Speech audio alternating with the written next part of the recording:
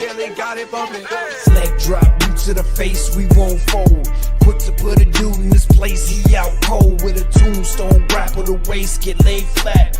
Can't escape, nowhere to go, the cage match. It's on now, when I spot him, it's no problem. Everybody stone cold till they hit with the rock bottom. Sharpshooter, I won't miss him like Bret Hart. Like Al Snow, they gon' need him a head start.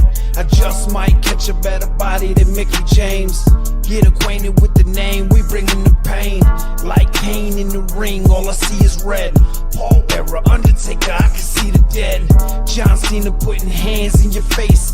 Ted DiBiase, keep a milli on the waist. B2TF, better stay in your place. Or get smacked down, play it safe, what you talking about?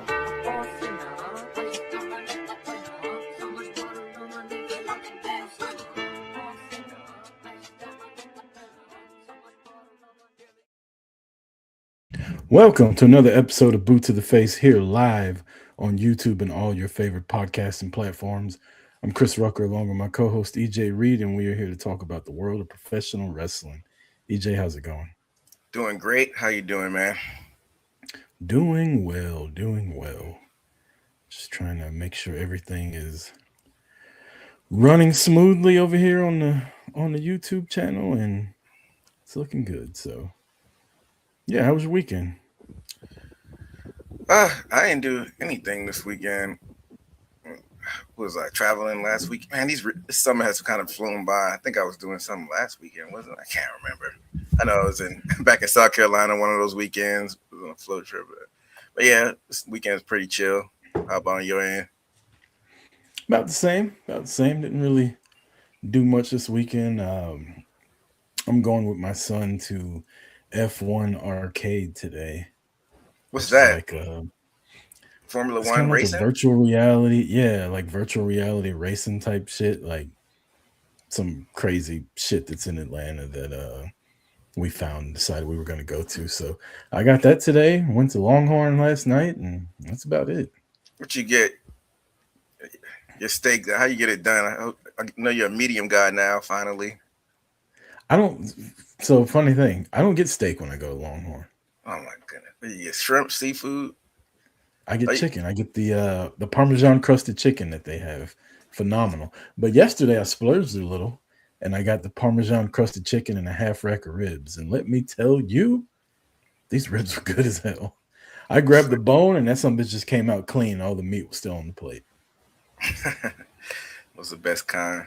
But you mentioned that Formula One. Have you been to a high-speed go-kart track before? We got Andretti out here that I went to. What's that? I don't know how high speed it is. It's Andretti go-kart racing. So Mario Andretti, I'm guessing it's got something to do with him. My daughter did it. I did it. I don't know how high speed you would classify it as, but No, I'm talking about like 60, 70 miles per hour. Oh shit, no, hell no. Oh, yeah. Why would I do that? You could die. That's fun. They had them in Jacksonville, Florida when I lived there. I hadn't been to one in a while though. You wear helmets.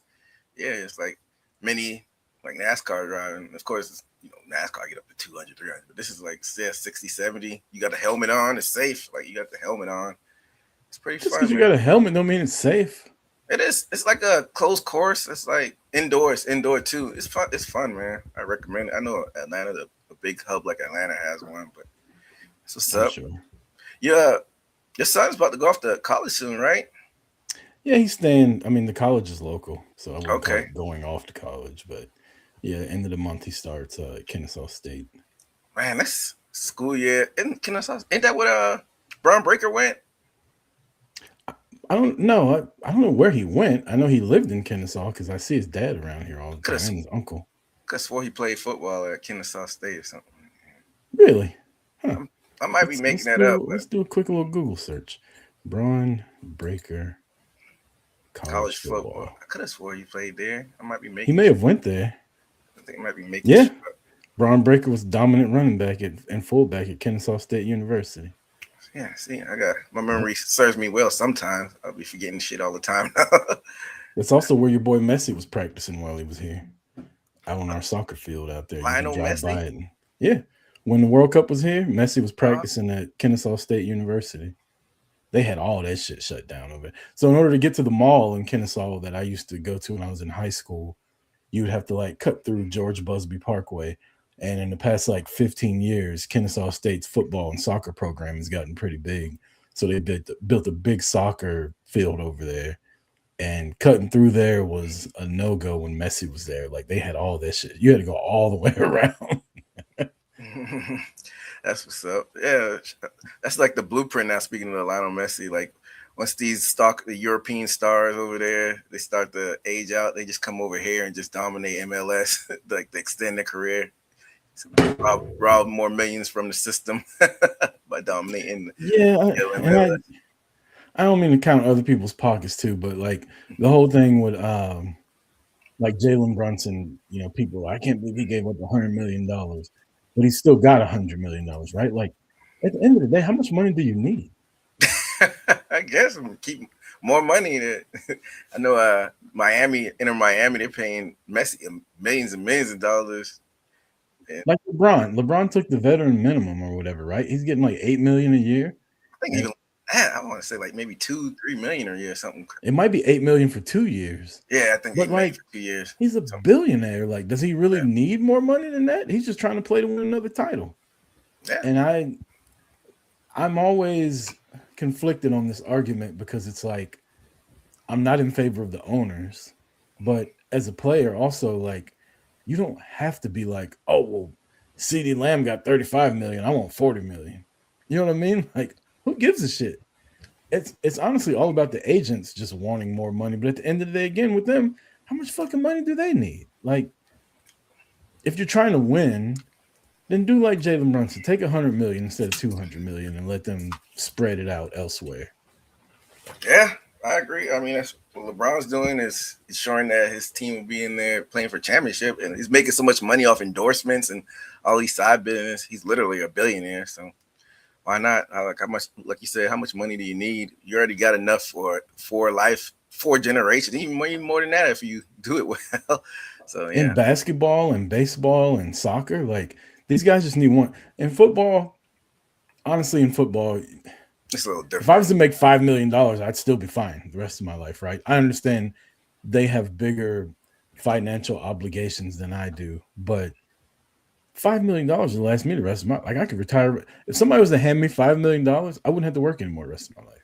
Well, some people aren't financially literate because they like to keep up with the Joneses, but like you said, normal guys like us, we know how to put it away, invest it well, where we're living off that for the rest of life. But if somebody handed me $5 million right now, I'd probably die with like $3.5 million in the bank. Yeah. Yeah. I just, like you said, it's just how it works, I guess. But man, I feel like I'm in, this is off subject, but I feel like I'm in like a fever dream almost, man. Cause like I haven't been able to sleep well this weekend. So I cut on trying to go to sleep. I cut on the IPTV and they got like 3 different 24/7 WWE channels, like a Survivor Series channel, WrestleMania channel, and Royal Rumble. They don't have SummerSlam for some reason, but they got, and I cut it on a Survivor Series channel, and it was like they're basically playing a lot from an era that I wasn't watching. Some things you never really told me about. I got some observations because I was like going in and out of sleep this morning. Like it was on. They had like one on for like 2011. They had one on for like 2014, 2013 SmackDown area. Yeah, 2013, and then right before I got up like 30 minutes ago. They had one on from 2014. And the one from 2011, it was like Dolph Ziggler versus what's his guy name? Matt Cardona, Zack Ryder. I didn't know because I seen the ladder match when they gave him like the sympathy when he won the IC title and people were going crazy, but I didn't realize he was that over back then. Like the fans were like going crazy in the arena for him. I guess this was like the internet era where he got himself over, I'm guessing. Yeah. This was when he was doing the Z True Hollywood story, or Z True Long Island story is what it was called. And he was over as a motherfucker. Just like, and they did everything in their power not to push. Matter of fact, they had Kane push him off the stage while he was in a wheelchair. And he was quote unquote dating Eve Torres, who that was my crush back then. Eve Torres was fine. He was dating her, and John Cena was like making out with her behind his back and shit. And him and Cena were supposed to be like buddies. Like they basically shit all over this dude for getting over on his own on TV. That's funny. It's Yeah, crazy I work. thought like it was like only like an online thing when I hear about it or see things, but like it translated to the arenas because like fans were going crazy, He was fucking like over, super buddy. pop. Like I'm like, what Yeah. is going on? He was basically LA Knight back then. Yeah, I think later on in that show, even though I was like I said, I was going in and out of sleep. This was probably like 8 or 7 in the morning. This as The Rock was on that show too. He was like teaming up with Cena or something like that. Because against R-Truth and the yeah, Miz, because it was right before The Rock was going to come back and wrestle Cena, so he needed a warm-up match. Yeah, so I noticed that. And then the one from 2014, one thing I noticed is how over Damian Sandow, like the crowd was going crazy for him for some reason. Was this Mizdow? Yeah. And they never pulled the trigger on him turning on Miz. They stretched it out too long, and then people got tired of it. Like his trajectory was like Joe Hendry. Like he came in hot when it started, and then people were like, "Well, this gimmick is kind of sucking now." And then by the time they finally pulled the trigger, it was too late. And then like even like they were like fans were like high, like cheering for him even when the match was already over and it was like a different match. They were still cheering for him. Like I didn't realize this guy was over like that because I never really watched while he was on. So that was one. I want to think, if I'm not mistaken, he won Money in the Bank and then didn't successfully cash in. Was he like the first person to not cash in? He may have been. I think Baron Corbin didn't have a successful one. No, I think Cena might have. Was Cena the one that didn't cash in successfully first? I honestly can't remember. I know Braun Strowman didn't from the modern era, and then Otis lost his suitcase to Miz. Yeah, when I first started tapping back in. Baron Corbin too. Baron Corbin. Yeah, Baron Corbin didn't. Sandow didn't. I want to think Sandow may have been the first though. I think you might be right. Strowman didn't. Yeah, because the Shield came out when Strowman was trying to do it. They just fucking randomly reunited when Strowman was trying to cash in on Roman. Yeah. 2 more observations before we get on to the real. So I don't know if this was just this show thing, or maybe you could give me more context. It was like for like pay-per-views, they were doing like Raw segments on pay-per-views, like where they would come out and do like straight up promos and segments. Like the Authority came out and did like a full-on promo and segment. Was that like a standard thing back then, or was it just like an isolated incident? You said where they start the show every. Yeah, it was like it's like a Raw segment at the beginning of the pay-per-view where they were out in front of the crowd doing like a promo. Triple H. Yeah, it was like Triple H and Stephanie. Was that like a standard thing? That was their shit back then. When they were the Authority, they started every fucking show like that. That's why his punk ass still comes out at the beginning of every WrestleMania. But when he does it now, it's not like the storyline stuff. This is like storyline stuff they was doing. I'm like, if I'm at a pay-per-view, I feel like y'all are wasting my money coming out here talking. Okay, that's Triple H for you. And then the last thing, like the HDs kind of messed with my eyes because it was AJ Lee coming out against Nikki and Brie Bella. And I'm like, is this from yesterday? Because all three basically look the same. I'm like, except only thing you could tell is the Divas title. Like this HD is gonna finally start to catch up where like everything starts to blur in and look like each other. Because I'm like, did this happen like last week? Yeah, I mean, for as much as I don't like AJ Lee or Brie Bella and love Nikki Bella, like they all still look really good for 10, 15 years later. Yeah, I'm like, damn. Like I said, the only thing different was the Divas title, and it was bullshit because like it was AJ kissed Brie on the apron or something, and then Nikki just hit the rack attack. It was like a 2-second match, and that was one of AJ. I think that was AJ's last match. She got squashed by Nikki Bella. And then right when that match was over, that's when I had to come out and fire up the computer. I didn't get to watch the main. Nikki ended up becoming the longest reigning Divas champion in history on that run. Oh, really? Yep. She ended up keeping that belt up until losing it to Charlotte Flair. Yeah, so it was interesting, like watching time from where I had a gap. So those were just my few observations. Yeah, good times back then. Well, while we're on the topic of women's wrestling, let's stick with it. If you're in the chat or you're listening or watching live or you're going to be watching later. Next week, we will be recording at a special start time of 5 p.m.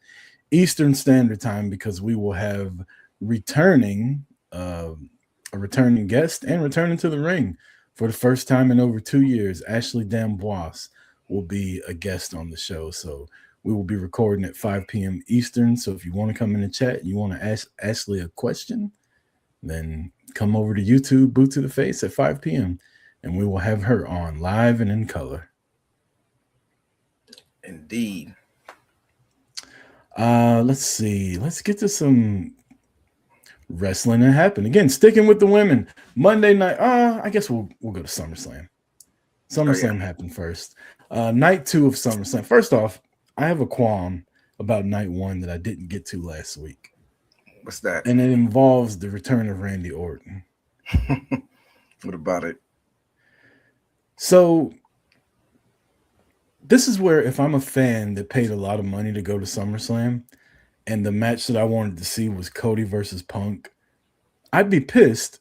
But fans are so like conditioned to cheer for moments and moves and shit. The whole build to Punk versus Cody was, I'm better than you. I want the title. Right? Mm-hmm. They have this long match. It's what, about 20, 25 minutes you're sitting there trying to see who's going to win. And then Randy Orton just comes out and fucks it up like it's an episode of SmackDown. I mean, this is supposed to be their number 2 pay-per-view of the year. And people cheered for it. Like, yay, Randy Orton's back. No, fuck you. You just messed up the match we're watching. I mean, do you put it past the creative, though? I mean, like you said, fans reacted because it's Randy. He's a legacy act. They don't want to boo him. And like I said, when it's certain opponents, people boo Cody. So it is what it is. But do you expect anything less from the creative? They did it for WrestleMania. Travis Scott at the top of the aisle. People didn't take too kindly to that one because it was just stupid. But I don't think they care the magnitude of the pay-per-view. They're going to do what they want to do as far as creative goes. But I agree. Like, it was kind of. If I'm Cody, I go to the Nose's office and I say, "What the fuck, bro? Like, you got me out here calling myself QB1. Every time I have a big match, there's some kind of interference or some celebrity or something like that. Like, can I just fight one-on-one the way you let Roman do it?" Well, and the answer is no. Cody's a yes man. He's not gonna buck back like somebody else probably would. I don't know, because you think Punk would have bucked back, but he's benefiting, so maybe that's why he didn't. Yeah, he got to keep the title. He didn't give a fuck. He's like, shit. Cody's like, say something, Punk. He's like, I don't know, dog. You know, I get in trouble when I say something, so you got it. I think Roman or Punk would have bucked back if it happened to them. So I think Cody's just a yes man, though, man. Like he said, he says QB1, but at the end of the day, he's still a puppet. I think he's definitely a backup. Backup QB. Yeah, he's was it Luke? What was it? The backup for it was like for the Saints. It was a couple brothers that were backup. One of them name was Luke. I can't remember the last name. He's the Drew Bledsoe to Tom Brady. Like whenever Roman's hurt and can't be in the AFC Championship, they get Cody to get there. But when the Super Bowl rolls around, which is WrestleMania, Roman's back in the driver's seat. Oh snap! What's the redheaded QB's name? He's a backup. I'm whooping on all these QB names. I know Brandon Wheaton was one. Nah, not Carson Wentz. Cooper Rush. Nah. He played for like TCU. Can't remember his name though. But TCU. Yeah, his name's the Red Rock. His name's the Red Rock. Andy Dalton. Yeah, Andy Dalton. Yeah, he's the Andy Dalton. Yeah, he was a starter in AEW when he got to the NFL. On the bench, the backup, but he calls himself QB1. The Red Rifle. Oh my God, those years he was with the Cowboys were awful. Football season's in the air, by the way. Yeah, that's crazy because the Hall of Fame game was last week, so like that's the beginning of the start. Like I said, like football season low key takes up half of the year if you count preseason games. And training camp. Yeah. Training camp starts in July and the shit's not over till February. Yep. I'm going to a Cowboys game this year. Oh yeah, in Atlanta? Nope. Indianapolis. You flying all the way or are you driving? I'm flying. Why Indianapolis out of all the places? You remember my buddy Robert that we met. Yeah. Was in Vegas with. He's a big Colts fan, so they play the Colts this year. So we were like, "Fuck it, let's go to the game." I'm sure the tickets aren't too bad. He said he bought tickets already. He got me, one for him, and my girlfriend's going. His wife is going, but they'll be doing girl shit. And it's a 1:00 game too, so it's like early in the day. We'll have time to like party afterwards. Fly back in on Monday, so should be a good time. I've never been to Indianapolis. I've been to Indianapolis. I counted too. Like I said, I don't count airports, but I drove. Like I was on a road trip and I had to stop there, so I count that. But it was fine. Like I didn't really get to do a lot of exploring. But I'll say, who's the Colts quarterback? Is it Richardson still? Because I know Phillip Rivers. No, it's your boy from New York last year, Daniel Jones. Oh, snap. What happened to Richardson? They just drafted him like a couple He years benched his ass, and Daniel Jones balling last year.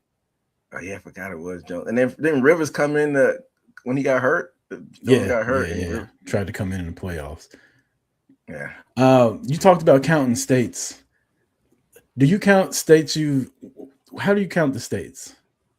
If you have a road trip and you stop somewhere, you can count that. I have two different ways of counting. I got states that I've been to, which is you spend more than 4 hours in the state, and I have states that I've fornicated in. Why that out of anything? It's a cool list. I got countries now too. I've been to Japan, New Zealand. Hopefully I get some count that. Fucking England. Well, if you count 4 hours, I guess I can't count Indianapolis. I was there for like a good 30 minutes before I went back on the road. Mexico. I didn't get any in Canada though, even though I was there for 6 hours. Nah, I hadn't really thought about that. Never left the airport though, so does that really count that I was in Toronto? I told you, you can't count if you're at the airport. You got to touch feet on like the soil of the city. Toronto airport, hunk of shit. I remember we talking about that on the other show. Yeah, I remember it being kind of a weird airport, but back to SummerSlam night 2. A lot went down, man. Everybody going into it thought that SummerSlam night 1 would be the heavy hitter, but everything ended up happening on SummerSlam night 2. How'd you enjoy it?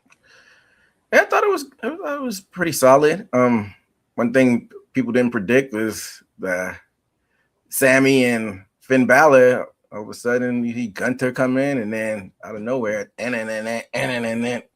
I don't say people didn't predict. I didn't predict he was going to be in the match, but I did say he was coming back on the show, and you were like, "Yeah, we don't know what his injury is," and I'm like, "KO's coming back." Yeah, but I'm talking about listen in the actual match though. Oh yeah, I thought it might have been like after the match, maybe, or him interfering, but he's back, and he won the match too. Not mad at that at all.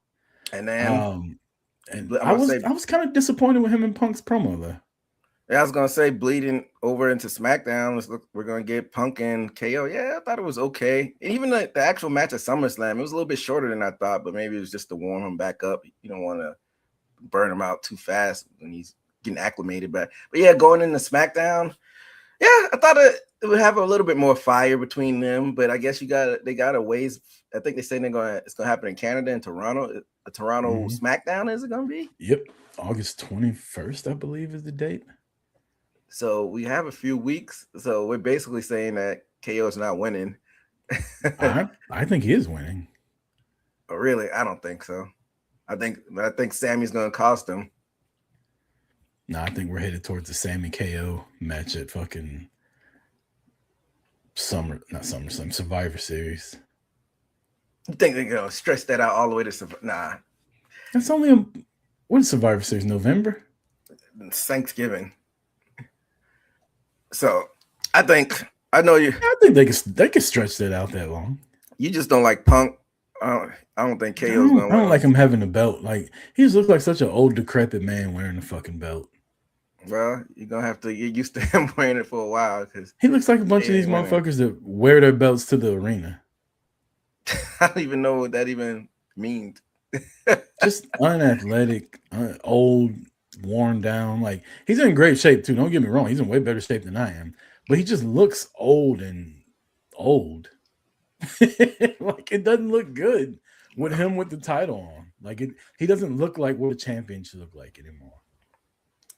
I don't like I said, I don't seek dirt sheet stuff, but for some reason stuff keeps popping up when I occasionally get on Twitter that this is supposed to be a lengthy title run for him. So buckle up. Why? He just had the fucking world title.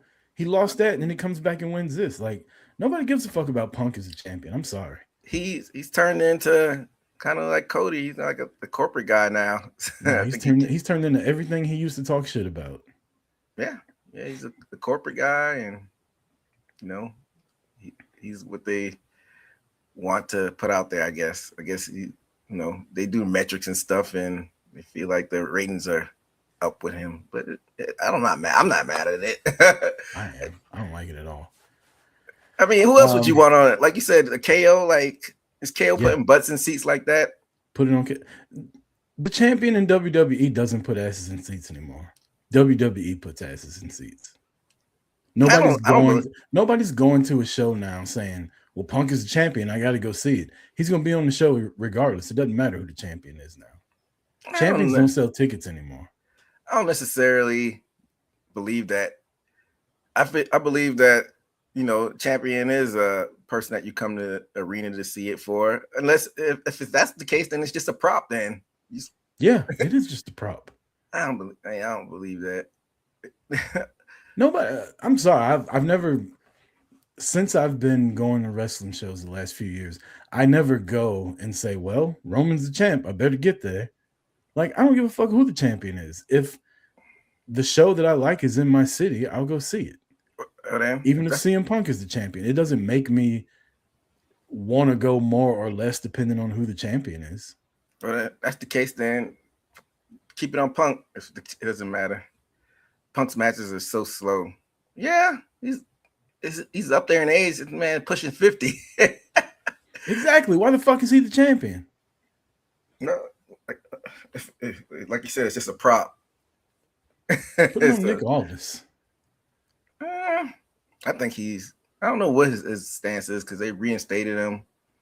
I don't know. That boy looked jacked when he came out that damn entrance jacket.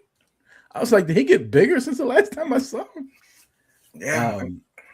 You talk about not reading dirt sheets and shit like that. Stuff comes across my timeline also, and the rumor is that a lot of WWE management are saying that Nick Aldis is better in the ring than like 90% of their wrestlers, and now they don't know what to do with him. And it's like, he's been working for you for 4 years. Like, how have you not known this?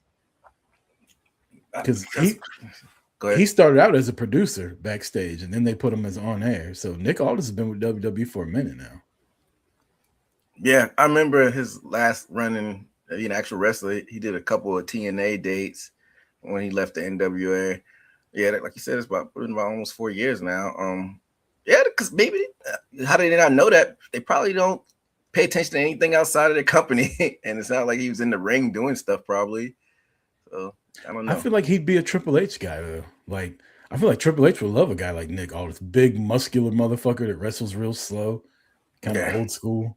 Like, I feel like Triple H would have threw him in the ring a long time ago. Triple H got a fetish for a certain type of wrestler, men or women. But yeah, I don't know why he doesn't wrestle. I mean, like you said, people were saying that he's not better than 90% of the roster. Why not throw him in there? Put somebody else GM. As much as I like Nick Aldis, I think he's a special attraction type wrestler, and not like a Brock Lesnar or fucking Roman Reigns special attraction, but just like a good storyline where it calls for him to get in the ring. If you sent him out there every Friday night on SmackDown, I don't think he'd be nearly as over as he was at SummerSlam. Yeah, I get it, but I don't give too much faith that they're able to book him special like that. Like you said, it needs to be a certain storyline. It can't just be a repeat of the Gunther thing. Like, how would you book it, like, on the special occasions that he comes out and wrestles? I don't know. I don't get paid for that shit. I agree with it though. Like, it has to be special because, like, if he's coming out every week, they'll have him do like the repeat matches that they love to do and have him face Matt Cardona 3 weeks in a row. Him and Adam Pearce right there at Survivor Series, Raw versus SmackDown. Yeah, book it. I won't be mad at that. That's one thing that I wish I like War Games. I know you say you don't think they might need it every year, but You could have the War Games match and then be the opener and have the traditional Survivor Series matches, but for some reason they don't want to do this traditional Survivor Series matches anymore. I wish they would go back to the traditional Survivor Series matches, the heels and faces on the same team. Those were fun. Like you were talking about watching some throwbacks. I remember one where it was Raw versus SmackDown, and I think it was SmackDown had Mark Henry. Who was Teddy Long? Teddy Long was the GM for SmackDown. So it was Raw that had Mark Henry. And everybody was in the ring fighting, and SmackDown needed one more person, and Booker T was on commentary. Some kind of way, Mark Henry got a hold of Teddy Long, and Booker T fucking took the headset off, jumped in the ring, and whooped Mark Henry's ass, and then he ended up on Team SmackDown. Shit like that, I like. Just like a hodgepodge of thrown together partners and shit. I mean, you can't really make stakes out of it. It's just a Survivor Series match. Like, I'm even more so the more old school. It doesn't have to be Raw versus SmackDown every time. It just has to be. It could just be a traditional 4-on-4 Survivor Series match. One that happened when I was halfway asleep. It was like Natalia. What's the Cameron was on the other team from the Funkadactyls, and Naomi. Who was it? Emma versus like it was on the other team was like a Layla, Cameron, Summer Rae, and Paige, and they got squashed. It was like 4, and Paige was the last one standing, and it was 4 versus 1, and she got beat too. So they just beat her ass too. Yeah, I jumped thinking she was gonna run the table. Yeah, and Natalia made her like tap out or something. So yeah. I missed the days of fucking the SmackDown women rolling up on the Raw women backstage and just like starting a big ass fight. Like, I don't know. I always thought it, but the issue that they have is they're not keeping the brand separate now. Like, that's what made that special back then, was they were actually separated back then. And they had separate pay-per-views too, like, which I thought was a bit much, but that was also WWE Network days too, right? So $9.99, whatever. You get a whole Raw pay-per-view, you get a whole SmackDown pay-per-view. So it was like January Raw, February SmackDown, March a conglomeration of everybody. And then in April they have WrestleMania, and then they go Raw, SmackDown, all of them together. Raw, SmackDown, all of them together. I kind of like that. No more $9.99 unless you got IPTV, or I know certain cable providers, but it's $29.99 for that ESPN. Yeah. You talked about the women Survivor Series match. There was a women's multi-woman ladder match, and there's a couple questions coming out of this match. But the winner of the women's WWE Championship interim championship, I picked her. So did you eventually. Chelsea Green. Yeah, long overdue. They give her what she deserved, that she earned. And the woman used to fight like Mr. Rucker has the women fighting for his time in the ATL. No, ain't nobody fight for my time. I ain't got no time. Yeah, but yeah, Chelsea Green gets the win. Go ahead. I didn't mean to cut you off with the comment. But like I said, she earned this. Doc Hendricks didn't think she could do it. I don't watch Unreal, but apparently he was hating on her on Unreal and saying she can't be a champion, and she proved him wrong. But what's up with I'm hearing a broken orbital she suffered. Yeah, that's what I was about to say. There's a bunch of questions coming out of that. So it was supposedly an interim championship, but if you listen on SmackDown, they did not say WWE interim women's champion. They just called her the women's champion. But earlier in that day, I'm sorry, go ahead. On the scroll though, it still had it, but like you said, the commentators weren't saying it. Well, earlier in that day, Rhea Ripley posted a picture of her in a cast that she just had surgery on her meniscus, I think it was. So she's finally getting surgery, or was this a picture she took 3 months ago and she's actually like closer to being healthy? I don't know. And then you turn around, and as Seafluid in the chat says, Chelsea Green broke her orbital bone. So who knows? Is she gonna come out like fucking Rip Hamilton with a fucking mask on now? Didn't she do it before? That is, yeah, I think she did. I was to say, didn't she have a mask on before, if I'm not mistaken? I know Cody used to when he was fucking dashing Cody Rhodes. I want to say she did have I know Rhea had the mask. Maybe Chelsea didn't, but that could be a gimmick. it just suck if she were to have to get stripped this early on, just finally winning it, and I don't know. It also sucks that this happens while she's a babyface, because I think her with a mask on would be so good as like a chicken shit heel. You have to flip it again. I don't know. So is there any updates? Remember that Taker had the mask. I remember that. Then Yokozuna like sit on his face or something like that. Oh my God, EJ, it's a family show. Not that type of face sitting, but you know what I mean. Then like he give him like a bonsai drop or something like that. I can't remember why Undertaker was wearing a mask, but if you're dead, how's your face breaking? Exactly. Make it make sense. I don't know. As far as Chelsea goes, I'm hoping that it's something that they could work around and she doesn't have to, relinquish the championship. Yeah. What other matches were on Sunday? I mean, the main event. Yeah, I was trying to think before the main event though. Like, Trick lose a title on. Trick lost to Baron Corbin. Called that one too. That's the only one I got wrong, actually. Yeah, I think you did better than I did, actually. Yeah, I did. I called everything else, but yeah. I mean, and then on SmackDown, loses again. So, are they going to launch Trick into the world title? I don't think so. I don't think they're going to do it immediately. So, he's just going to be just floating around there. And then Mellows looks like he's finally getting back in the mix. So, he was dressed like a janitor. Mello was? Yeah, on SmackDown when he attacked Corbin, he had like a fucking janitor jumpsuit on, like Michael Myers. You're more exuberant when it comes to stuff like that. I don't be paying attention. I didn't even realize what outfit he had on. He will definitely not be winning street clothes wrestler of the week this week. Yeah. My dog was dressed like he was mopping floors. That's funny. I used to be like the little style, like the wear the Dickies back in the day, like you're a janitor and stuff. Back when I was in high school, like people had the Dickies outfits. People wore Dickies, but they didn't wear the fucking one piece. Yeah, I don't know. This motherfucker had a romper on. I don't want to. I guess we could tie two things together because it's on the list. So are they bringing these motherfuckers back like Baron Corbin and Big Cass just to be like almost like the bridge for like these new stars and like basically be the heaters for these new stars? I don't get it. They sure do love attacking black people when they come back. Exactly. I don't know. I'm just saying, like the whole roster's there, and both of them just happen to come back and beat up a black dude. Triple H said, "We pushing too many of these niggas. we gotta bring these motherfuckers back down." I know you're a Baron Corbin guy.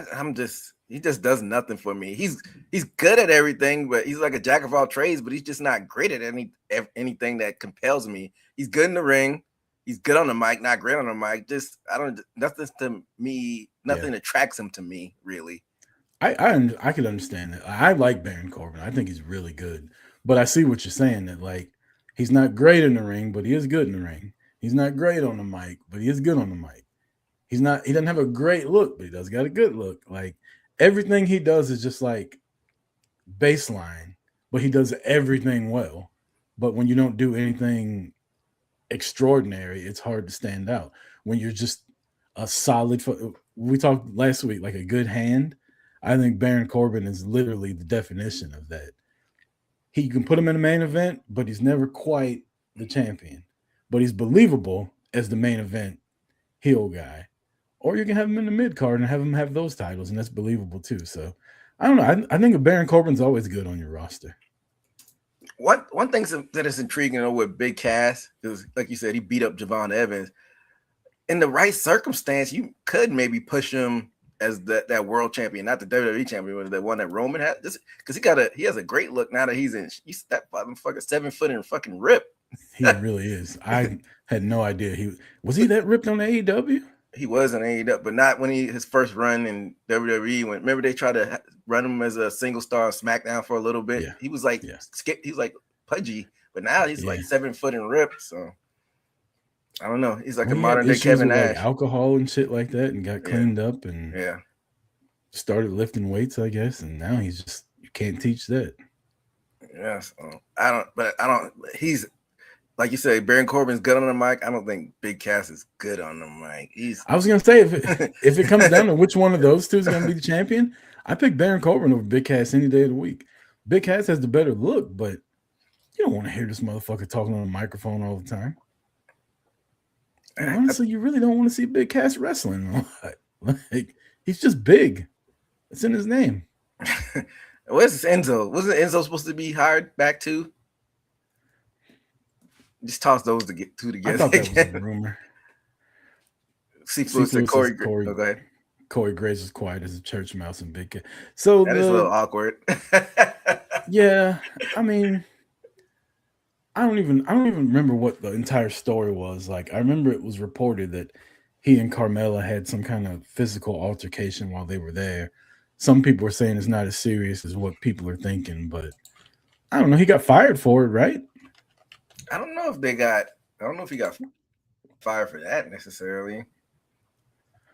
But he's with Lexi. He's with Lexi now. I'm sure it's no weird stuff. Yeah, but even Carmella put a video out. Carmella put a video out saying, like, my husband is the most professional fucking person there after what he had to go through on Monday night.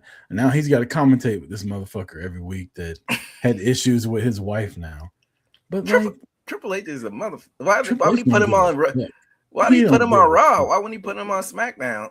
I feel like Corey Graves is always kind of like ruffling feathers, and this is probably Triple H's way of getting back at him.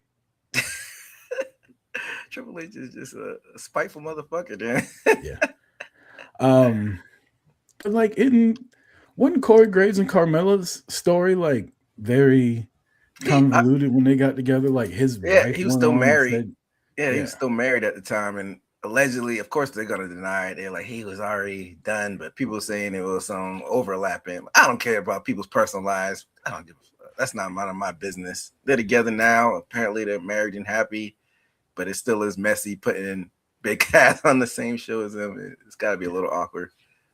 Wait till they bring Carmella back and make them mixed tag team champions. I think she's done.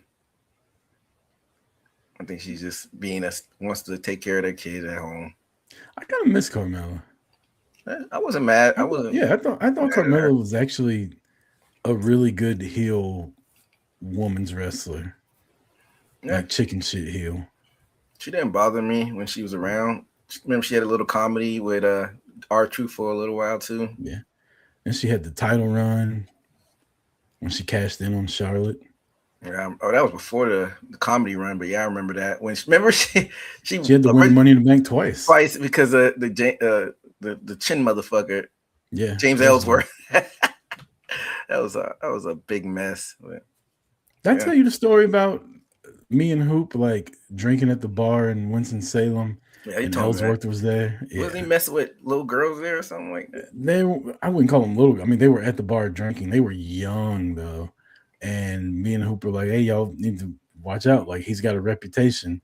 You told him that? You told the girl that? Yeah. And she got mad and started like yelling at us like, he was proven innocent. You don't talk to him about him like that. Like, he didn't do anything wrong. I was like, oh, okay. So you're a ring rat. All right. So I turned my back and kept drinking. Were they decent looking? Like, why is he? They were like North Carolina sixes. It's not good. That's not a good thing. That's not a good thing. Because a North Carolina 9 is like a California 5. So you said it's a North Carolina 6. That's not that good of a thing. Yeah. But how do you even have a little bit of juice like that? Why he shouldn't be able to? You'd be shocked, like walking around like WrestleCade and WrestleCon and shit like that. You'd be shocked at how like over with women that some of these wrestlers are. You would never think. I don't know. Maybe it's just like a creepy thing, like Ellsworth. That's who I want. Like, he ain't got the chin.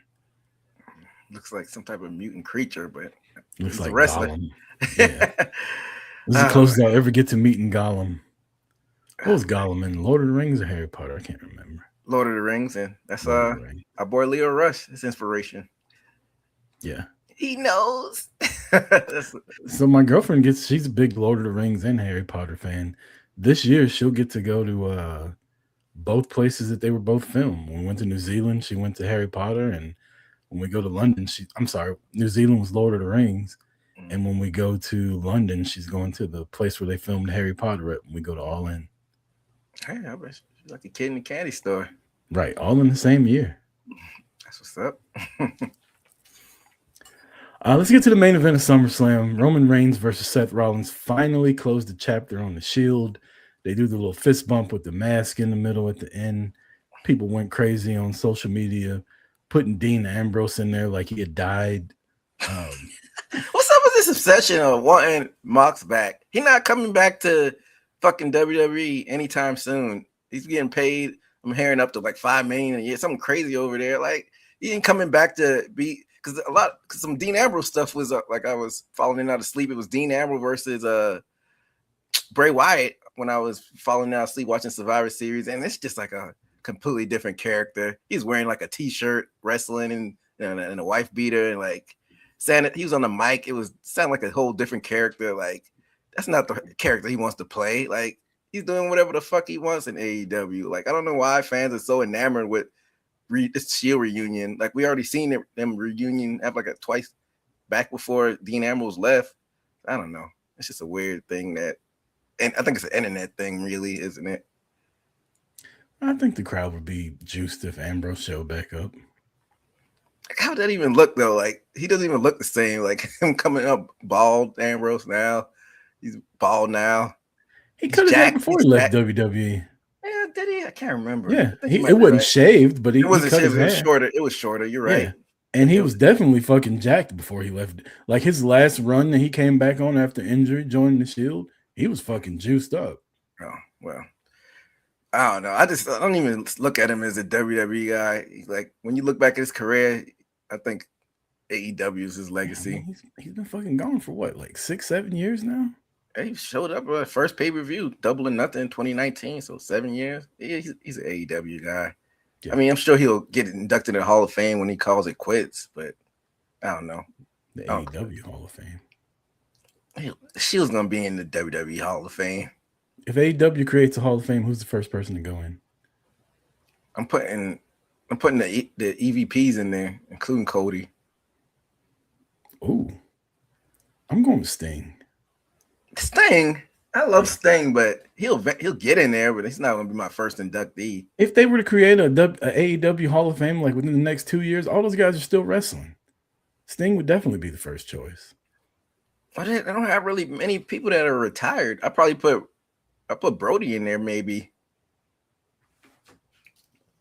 If we're gonna go that route, if we're gonna not do active, they don't need to do it anytime soon. What did Brody do in AEW besides second TNT champion? I almost got real morbid right there, but like he wasn't that guy there. The Dark Order, come on. I'm just saying they don't need to do it anytime soon. Then, because I love Sting, but he doesn't need to be the first inductee. They've been around damn near 10 years. They could get a Hall of Fame. You got to start waiting till these guys retire first. Then. So, yeah, I mean, if they do it in like 4 or 5 years, I could see Young Bucks and Omega, because they helped found the place. And I like what you said about Cody. Like, if Cody was still active with WWE and AEW came up with a Hall of Fame in the next 3 years, you think WWE would allow Cody to go there for that? Nope. And it's the crazy thing about it. Before, when Vince was still around, they used to do like little favors like that there and there. When Jericho, on one of their podcasts, and AEW lent some guys over there to do some stuff. But when TKO got in power, they went full on cutthroat with it. But I feel like if Cody really had the juice, he'd be like, "No, I'm doing this." He don't though. We already established he don't have the juice like that. Because I can't see them telling Roman Reigns he can't do something. That's different. Roman's. I don't even see them telling Punk he can't do something. I don't even see them telling Seth Rollins he can't do something. Yeah, they're telling Seth Rollins he can't do something. Seth is on NFL Network. That's because they allow it. I don't think Seth got the juice like that to do stuff. It's just Roman and Cody. I mean, not Roman, Cody. Roman and Punk. That's about it. Well, speaking of Rollins and Roman again, we got to the main event of SummerSlam. Roman Reigns gets the win. We're closing the chapter on the Shield. I thought this was a really good match. It was fun. They had me. Towards the end, I was like, fuck, they're going to put the belt on Rollins, aren't they? You thought so? I didn't have any doubt that Roman was going to win. Roman wasn't going to win. I didn't have any doubts about that. I was going through it in my head, like, what the fuck? They're really putting the belt on Raw? Like, every time something would happen, I'm like, God, and then they just kept going. And I also think, and this of course won't happen because the next night on Raw, LA Knight came out and said the same thing. It's time to do away with the Roman doesn't win without his family involved anymore. He won the Rumble, he won at WrestleMania, he beat Jacob Fatu twice, and now he beat Seth Rollins with no help from anybody else. Like, it's time to get over that shit that was happening 3 years ago. It's just low hanging fruit. Now, like you said, he won the Rumble this second run. It's just more footage of him having his family. But now, like the months are going by, he's getting more footage of him winning without it. So, honestly, it's been years since he had somebody cheating for him. Because the bloodline broke up, what, 2-3 years ago? 2024 was that Cody finishing the story. But yeah, he's been around sporadically after that. He had the stuff with Bronson Reed. Didn't he lose to Bronson Reed in one of the matches? Yeah. I remember you were shocked by that. Came back and he was fighting Solo by himself while Solo had people cheating for him. And then he ended up getting Jay and Jimmy to like help him at Survivor Series. But as far as people interfering in his matches, like he hadn't done this shit in years. I'm guessing they're talking about this reformation of the bloodline. But yeah, it's low hanging fruit. It's just lazy writing. So they're gonna have to stop saying it. But I don't know. He put LA Knight in the dirt with the watch thing. Yeah, I think that's more of a behind the scenes thing because like most people don't know about watches like that. Seafluid says night 1 and night 2 was like night and day as far as entertainment. Yeah, that's what we talked about at the beginning. Was everybody going into it thought night 1 was going to be the better night, but night 2 ended up kicking ass. All right, so let's get to Monday Night Raw. You were talking about it with LA Knight and Roman Reigns. Looks like LA Knight's going to be the next challenger.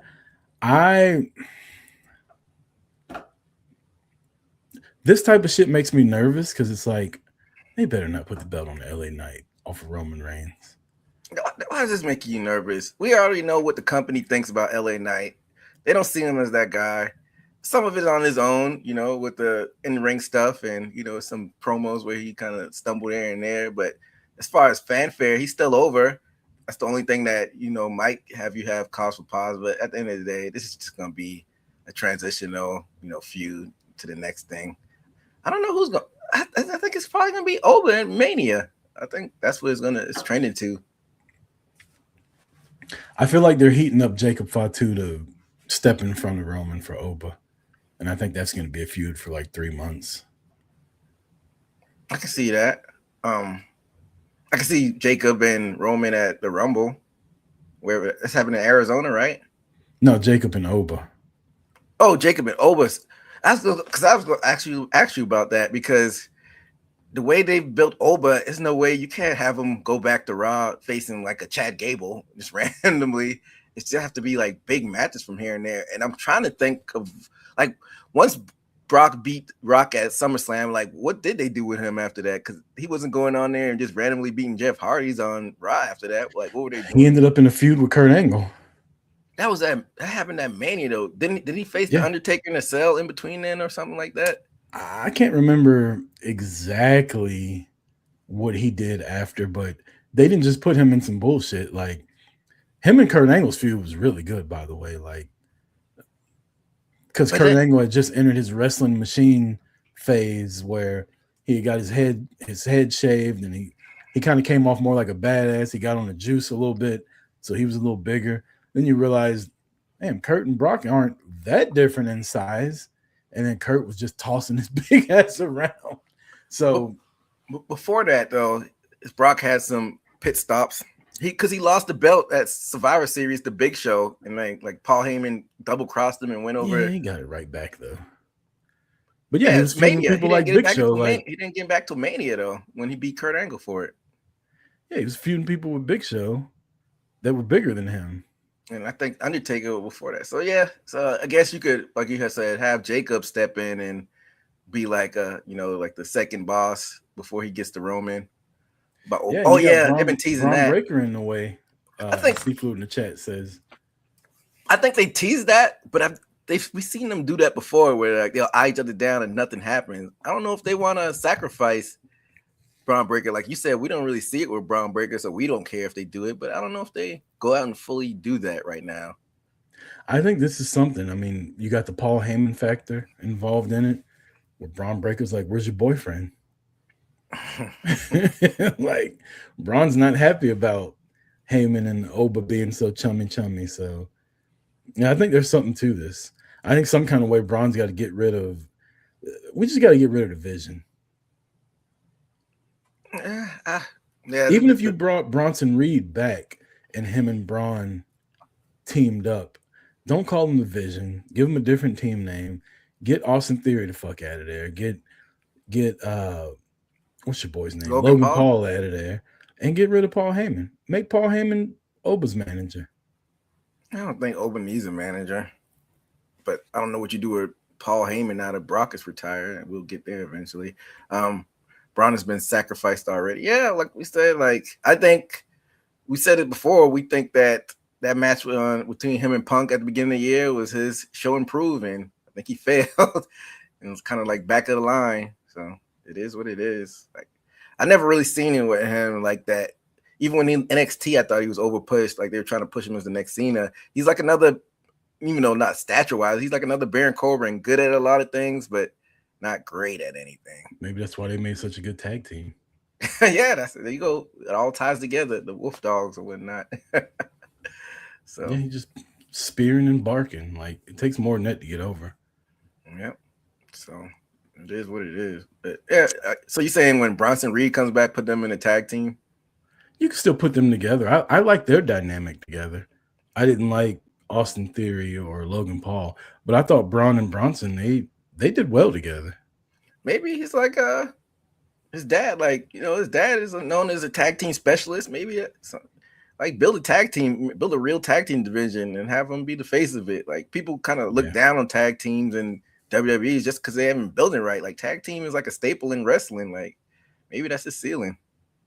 Rick Steiner was definitely a better tag team wrestler than he was a singles wrestler. He tried to be singles a few times, but he had good tag teams with the Varsity Club, with Eddie Gilbert.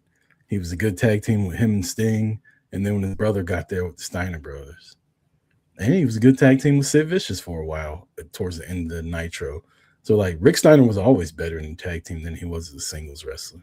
Yeah, maybe that's his son. Like, there's nothing wrong with that. Like, the Steiner brothers are one of the greatest tag teams ever. They're one of my favorites as a kid. I love the Steiner brothers. Yeah.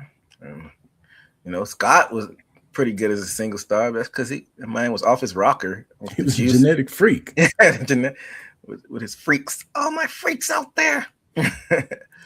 But he might have a tag team partner coming though. You heard about Scott's son getting suspended in the NFL. 6 games. Like I wonder why. It's undisclosed, but people are thinking this, wellness violation. It's like his dad. His dad always said, "I never failed a test." They probably didn't test you. Yeah, he didn't make you take it like that. You can't say you passed one either. Yeah. So, yes, Steiner man. That'd be perfect though. His cousin comes in, Steiner cousins. They have to change their name. Yeah, I always thought he should have used the Steiner name. Braun Breaker still sounds like a dumbass name. I never really take it. It definitely is a dumbass name, Braun Breaker. But yeah, it is what it is, man.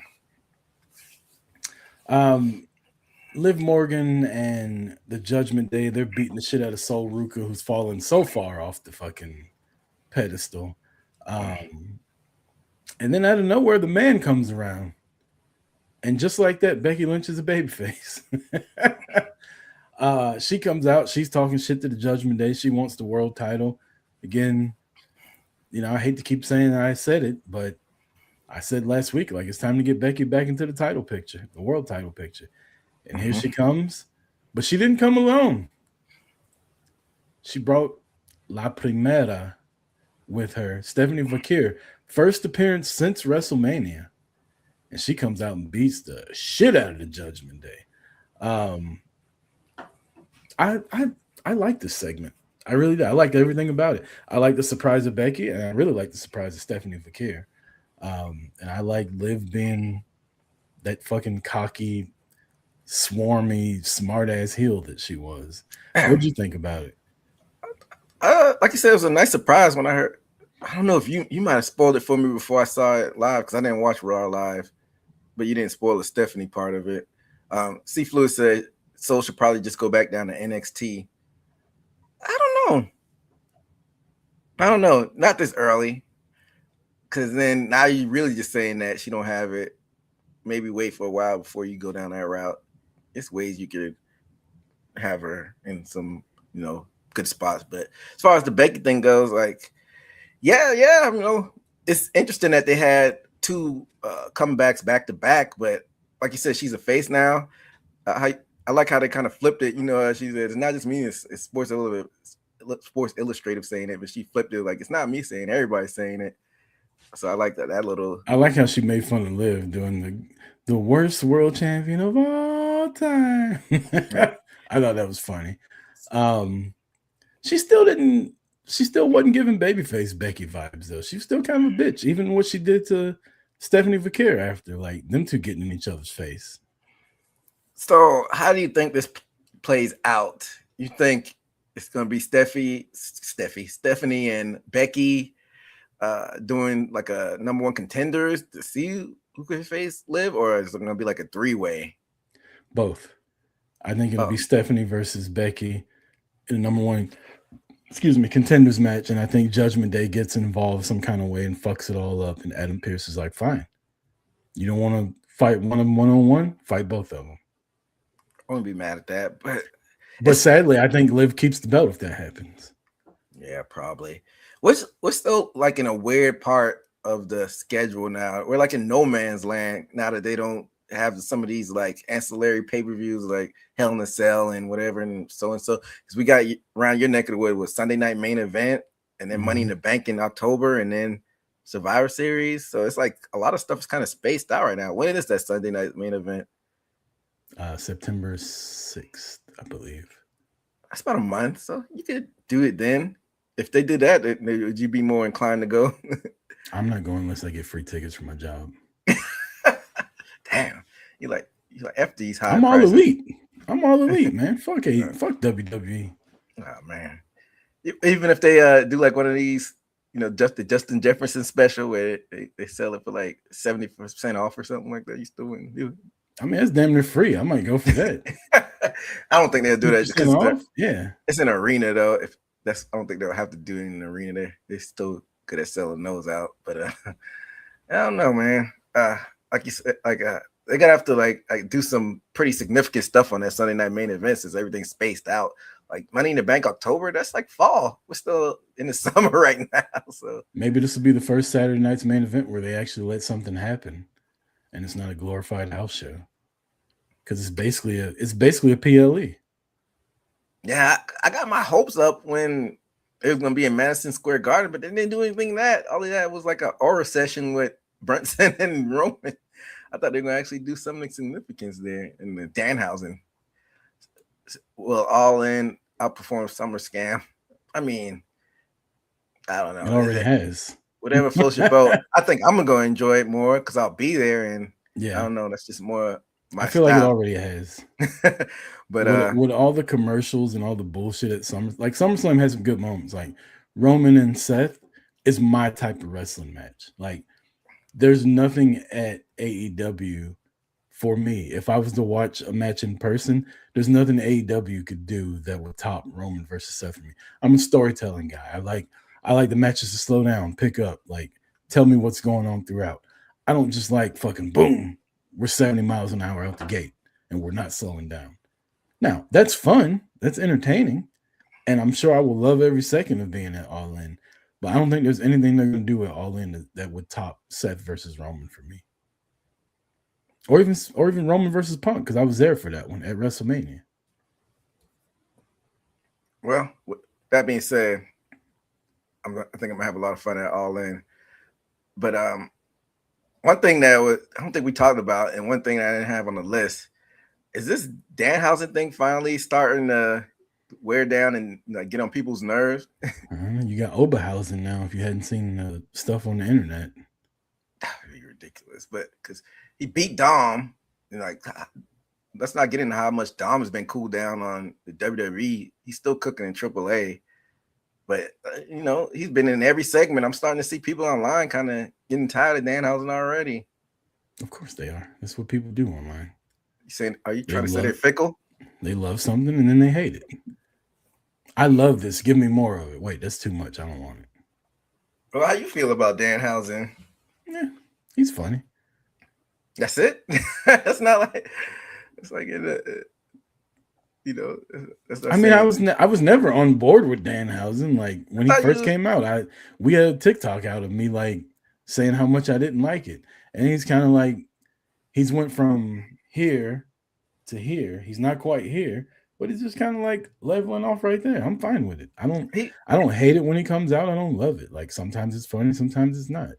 But he was like one of the most over people, like especially when he won your Knicks a title.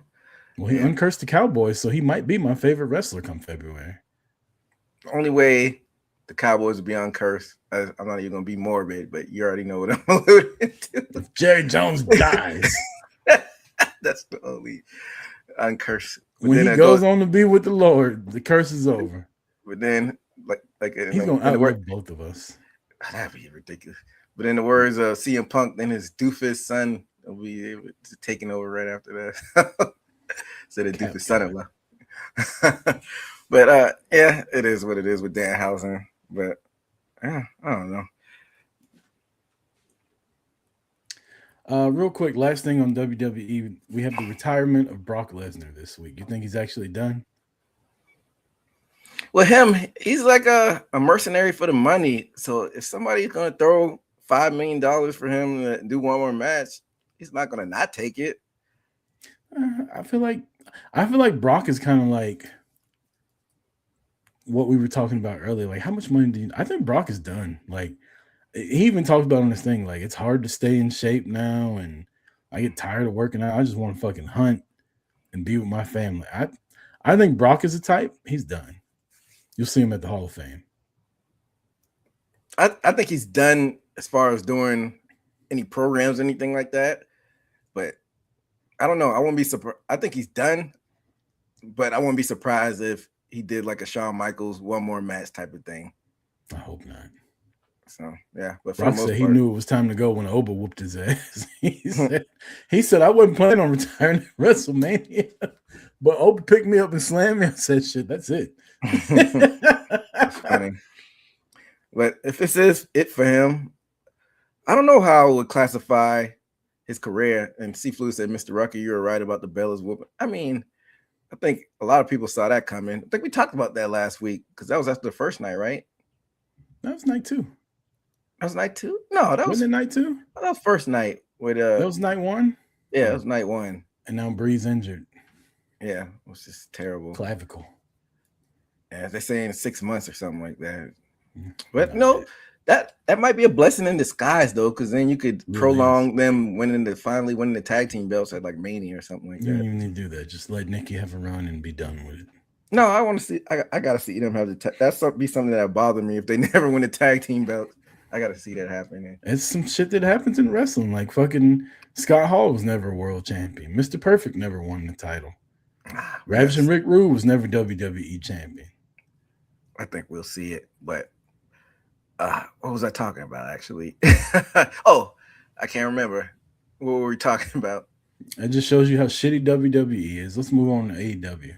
Damn, I had something to say though too. You're talking about Brock.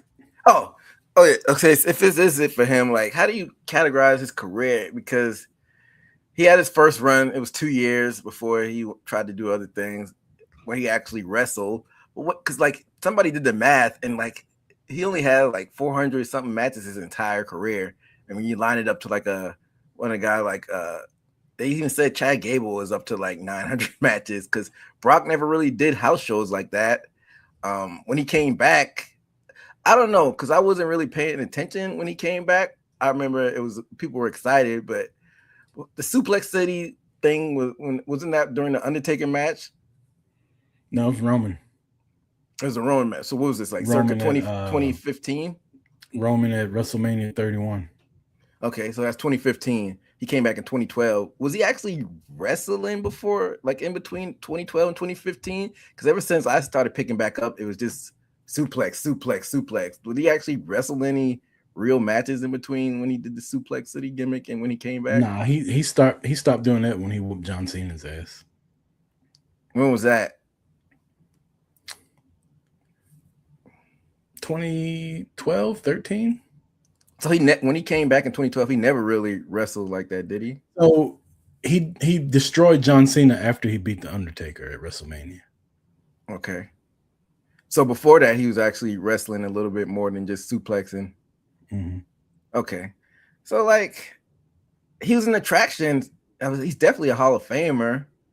But I feel like since then, like you said, 2015 or so, when he whooped John Cena's ass, it was just, wash, rinse, and repeat. He's had good matches with Roman since then. Honestly, I think Roman's one of the only good matches he had. Him and Daniel Bryan, him and AJ Styles at Survivor Series when they would do champion versus champion, he had to wrestle those matches. But for the most part, you're right. Like it was suplexes and F5s, and I'll eat your finisher, you eat mine. But I think him and Roman had some really good matches. All their WrestleMania matches I thought were good. You were at one in Dallas. I can't even remember how that match went. I wasn't there at that night. I went to night one. Yeah. Roman won that one though. Yeah, I mean, if you look back at his career, he was an attraction like he needed to be, legit badass, won the UFC world title. Yeah, he did New Japan for a cup of coffee. He was New Japan world champion too. Almost made the Vikings after not playing football since middle school. So, I think I put Brock in to become UFC heavyweight champion of the world. Yeah. And if it wasn't for diverticulitis, he probably would have fucking crushed it there too. I mean, defended it twice. Like before what was it? Before Stipe defended it, nobody could defend the heavyweight title more than 2 times before Stipe did it in the late 2010s. So he still defended it twice. Like one of the legit badass, like you said, diverticulitis. He might have defended it more than 2 times. So yeah, shout out to Brock, I guess. Even though he did have some out of the ring problems, Brock probably would have made the count. Hey, shots fired. What did we do to deserve that? But yeah, I mean, shout out to Brock Lesnar. Like you said, he probably just go off and the sunset and hunt, and yes, him and Sable. Let's get over to across the street. We spent way too much time talking WWE, but they did have a pay-per-view. Let's head across the street to AEW, where a lot went down this week, including the return of one Maxwell Jacob Friedman. He comes out and attacks my boy El Idolo, which I did not like. Why not? Gets the ring back too. Like I thought the ring was going to be something that they would have the feud over, but he just literally came out, whooped his ass, and took it back. Wouldn't you do the same thing? Like, why? We don't have to drag this out. It's wrestling. It's supposed to be drug out though. Like, how you know? I thought overall that show was a really good, just because based on the crowd, the Arena Mexico, that was Grand a really Slam good crowd. So that's always a cheat code, but it's a good cheat code. Yeah, MJF is back. I kind of don't like his all-in plans. He's doing the same thing he's doing the same thing he did last year. Yeah, but they kind of they kind of stuck between a rock and a hard place, because now that Andrade is your national champion, they can't have MJF and him and All In just a straight up one-on-one match for the fucking national championship. They're not stuck between a rock and a hard place. They could have had Andrade not win that title and just have a match with him and MJF. That's what I would have preferred. Like something happened. Like they booked it this way. That's why even before that match happened, what was it? Redemption. I don't know if I said it on the show, I thought that MJF should have costed him the title instead of him winning it, and then you go towards All In, just them one-on-one. But apparently it's probably gonna be them kicking off the Casino Gauntlet. What if it's the first time where it ends before somebody else comes out? What if that's how they book it? It's happened once before. Oh, it did? I don't know if it's before somebody else came out, but I know there's been one that's ended really early. Like maybe only 3 or 4 people got out there. which is the whole point of wanting to be number one and number two. But I'm in agreement with you that I don't like MJF being in, because it's gonna be on the pre-show, right? No, it's gonna be an actual show. It was when I was there last year. It was an actual show when he won it. I'm not a fan of MJF doing that, but you get a title match anytime you want. It would be so MJF for Will Ospreay to win the belt and he come out and cash it in that night. Remember, for some reason Tony took that rule away after Christian.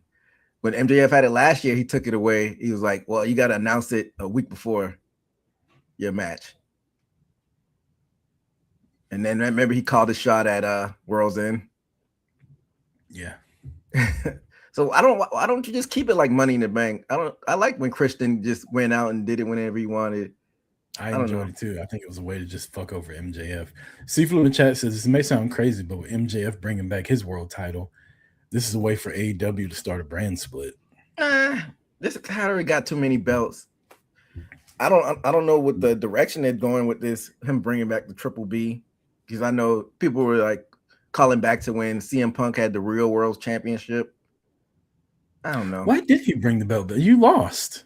Yeah, he lost. CM Punk didn't lose his belt when it kind of made sense. Right, but still, CM Punk bringing his belt back was kind of a dick thing, but that's CM Punk. But MJF just lost. Like, you can't just lose and then come back and be like, I'm still the champion. No. He's basically saying he would have won if Will Ospreay let him cheat. But still, he's still right. Like, if you would have just let me cheat, I'd still be the champion. It's like the Celtics winning the title next year, but the Knicks show up the next season and still got their fucking title patches on their shirts. Like, we're still the champs because we didn't make the playoffs. Yeah, exactly. Yeah, it's weird. Let's just say that. Yeah. I do like MJF, and I agree with you. I think one of them is going to win before anybody else gets out there. How long can you let? You can't have it like a short match. You can get it 12 minutes. MJF try to cheat and fucking Andrade beat him to it and have Andrade cheat. Yeah. Andrade got the juice, man. I'm sorry. My boy is over. Especially in Mexico. Yeah. I'm not a fan of his new music, though. I like his older music, but that's just me nitpicking. But other than that, I got one question for you. How you know? It's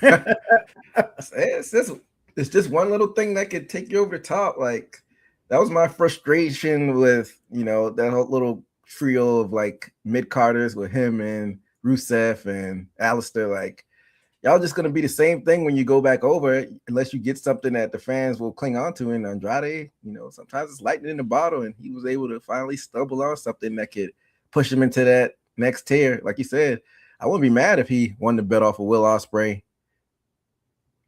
Yeah, why not? The women, you had I was gonna call them the Twin Towers, the Hot Legion of Doom, team Divine Dominion, versus the Brawling Birds and Willow. Willow gets the win with a backslide. This is the first loss that the Hot Legion of Doom have taken since they've been a tag team. Yeah, but technically it's a trios match, so they're technically still undisputed as a tag team. But this is just basically saying that that's it for you, Willow, because when somebody loses, they end up winning at the pay-per-view. So they're 3 weeks away, though. They're gonna have a couple more matches by then. Kiss that belt goodbye. It's Mercedes time, and we'll be in attendance. That belt's too big for me. Well, maybe not anymore. I see what you did there. I don't mean that in a bad way. I think she looks phenomenal, but she's nowhere near as fucking. This ain't Sasha Banks. Mercedes Moné. This is Mercedes Moné. I'm excited about both of these women's matches, and I think AEW has done a good job as far as All In with the world title match for the men, their tag team title match for the men. That was a good piece of business with Cope and Christian and the Young Bucks, even though I don't like either team. And then the women's world title and the women's tag title. Those 4 matches right there are selling me on All In. Yeah, I'm excited for it too. You know what? C Fluid said, I wish these ladies didn't meet up. What do you mean by that, C Fluid? just in the ring, I kind of agree with him. I didn't like the match. I didn't like the thought of the triple threat or the 6-woman tag match. Like, you're not doing that with the guys. Why do it with the men? You don't have fucking Omega teaming up with Cope and Christian. You might. It's still, like you said, it's still like 3 weeks out. We might see it on the way there. I don't know. I'm not that big of a stickler for seeing like a little preview match like that, but you know, if they would have kept it away, that probably may have been a better way to build it up. But you wouldn't be so sure that Mercedes is going to win if Willow didn't pin her last week, right? If they were just, you know, throwing hands in like a contract signing or something like that, you wouldn't be so sure who's going to win. But now Willow's beat her, and you're like, oh yeah, Mercedes definitely winning the match. Yeah, so that's why you probably should have maybe had one of the tag teams take the pin if you were going to go that route. So I don't know.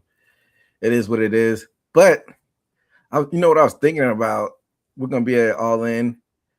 How they didn't, you know, once the Kofi and Austin, you know, their contracts were up like last weekend, and how we haven't seen them on TV. I think they're waiting to debut them at All In.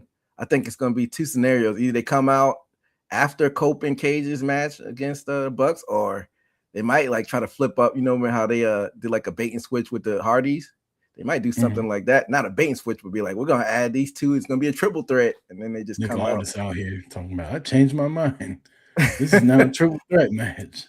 Yeah, because we hadn't seen them yet, and I think they're waiting for All In since we haven't seen them. So the issue is, though, you can't use the New Day music. So you know how wrestling fans are programmed to react to music. Like, what would the New Day come out to? Something. They got a in-house music team to figure out something. Yeah, but nobody will know it. That's what I'm saying. Like on the when the Hardys came out, it was like dang, dang, dang, and everybody's like, "Oh shit, it's the Hardys." But I mean, Motor City, even though they were in Detroit, they came out to new music, and you see the name on the screen. That's when you react to it. Nobody gives a fuck about Motor City. If that shit would have happened in Chattanooga, they wouldn't have got a pop.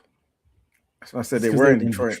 But it's the New Day, though. I don't think the music isn't the end all be all. They got to debut somewhere with new music.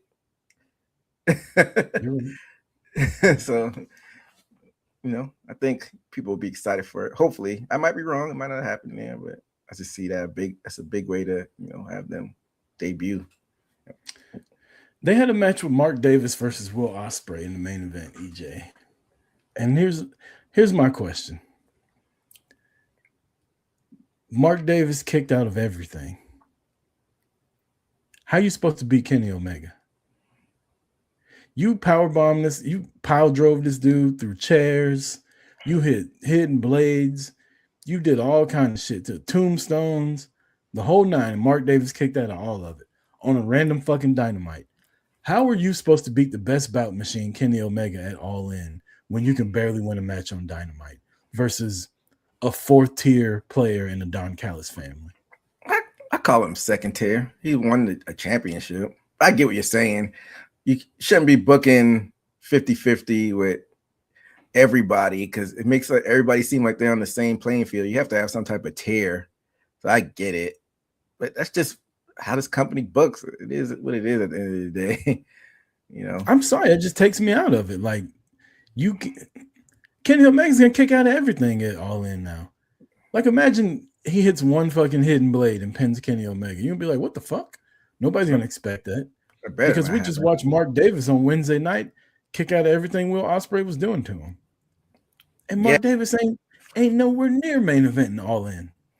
They're trying to I get what they were trying to do, but it didn't play out how like they wanted to, I want to say, because they're trying to build up Mark Davis like he's a more major player because he's Will Ospreay's boy, and I'm sure that's why they did it. But I don't have a problem with you building up Mark Davis to be a major player. I have a problem with you using Will Ospreay, who's about the main event All In, to build up Mark Davis as a major player.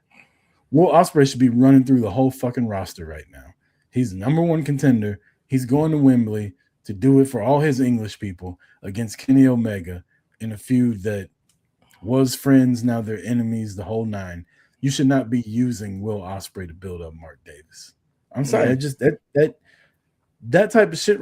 I was watching that match and I was just getting madder every time somebody kicked out. I'm like, why is this happening? It just probably should have just been somebody different. Like it would have been. What if it was him and Okada? That would have been a perfect person to do Who it and with. Okada? Mark Davis? Ospreay versus Okada in that main event. I got an idea. Don't have Ospreay wrestling matches until All In. Nah, you want to. I don't necessarily agree with that, but Maybe ain't wrestle. Maybe in a tag team match. Yeah. You know, I don't need to jeopardize my All-In main event. You just saw Chelsea Green break her orbital bone. Yeah. I don't need to put my two main event guys in any kind of jeopardy before we get to All-In. It's 3 weeks away. I say because you want to stay fluid. You want to be rusty going in there. Like that match was that match wasn't necessary though. Maybe a different opponent because somebody wants to get reps though. Like somebody doesn't want to go into it not just being rusty. So that match should have been probably like his last match before All In, but it shouldn't have been booked like that. If that makes sense. Like he should be, like you said, he should be running through people at this point. Seafood said, "Do you gentlemen think that if Tony Khan has a writing team to at least arch his storylines, visions, that weekly shows would be better?" I've been actually enjoying the weekly shows, but like it's still like little things here and there, like Rucker said, like that match, being so back and forth. I won't lie, I think their storylines have been really good lately, but it's just little things like that just annoy me. That like this guy should not be going 50-50 with the guy that's main event All In when he's going to be on the fucking pre-show. Yeah, I agree with if that. It's Kevin Knight, okay, I understand. He's your TBS champion. He just main evented a pay-per-view, TNT champion. He just main evented a pay-per-view. I get that. Mark Davis? Yeah, but then I also get that you don't want to serve up your TNT champion, but you could sacrifice your TNT champion. No, he just lost to the world champion. He could lose to Will Ospreay. That's true too. And I'm not saying I'm saying if this match were to happen and it was somebody like Kevin Knight as opposed to Mark Davis, I could understand that. But Mark Davis just isn't in that tier to where Will Ospreay should have to basically kill him to beat him. Because again, how you gonna beat Kenny Omega? If anything, that if we're kayfabing and we're wrestling, that fucked your confidence up. You're like, damn, I barely beat Mark Davis. How the fuck I'm gonna beat Kenny Omega? And I get it, but I think that's their attempt of saying that Mark Davis is a big deal, even though he's not there yet. So I just think it was just stupid bad judgment from them because they're trying to make it seem like Mark Davis is a bigger deal than what he actually is so far. We had the Demand win the Trios championships and then turn around and lose the Trios championship. Like you said, you're a fan of the hot potato because, like you said, it's like more like shoot fighting. But I don't see I don't know. I feel like it's kind of watering it down because they just got the belts. I thought they would have a nice little run with it. I think that makes more sense when it's 1-on-1. When it's 3-on-3, I'm not a fan of the Trios titles like changing like that because it's a whole team of people. When it's 1-on-1, you can get caught.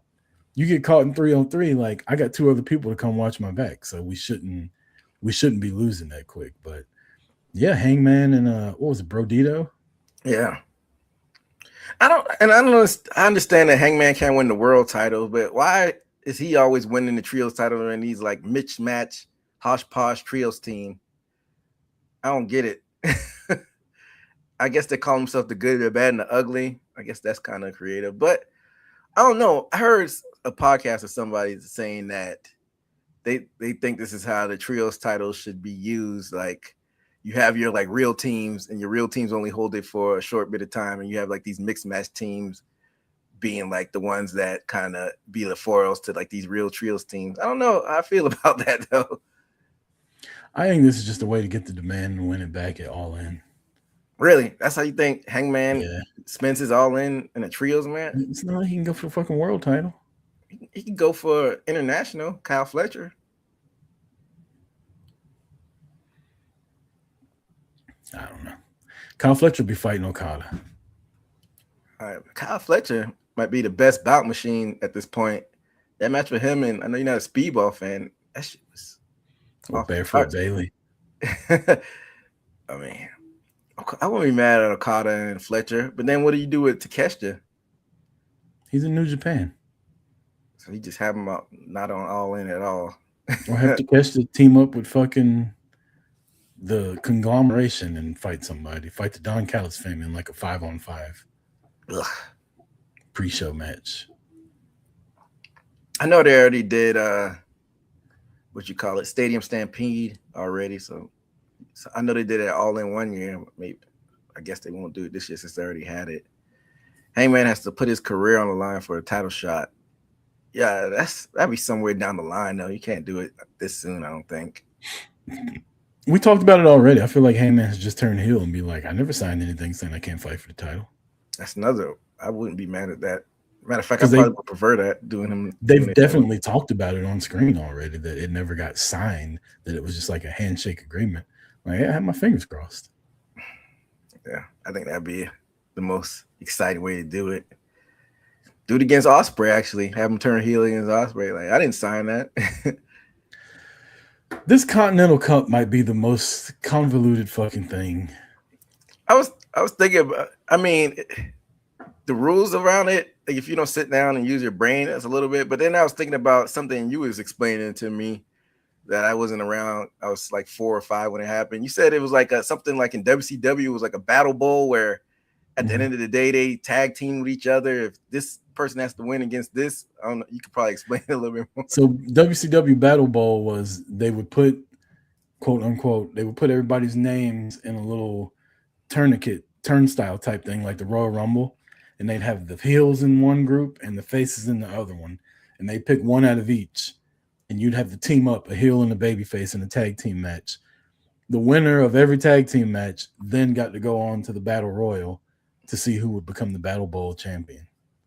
So it's kind of like, not exactly like that, but it's like a single elimination tournament, except instead of having brackets, it's blind draws. And then the next round is a blind draw until you get to the semifinals. And then it's just the original bracket. So, oh my God. See Fluid in the chat.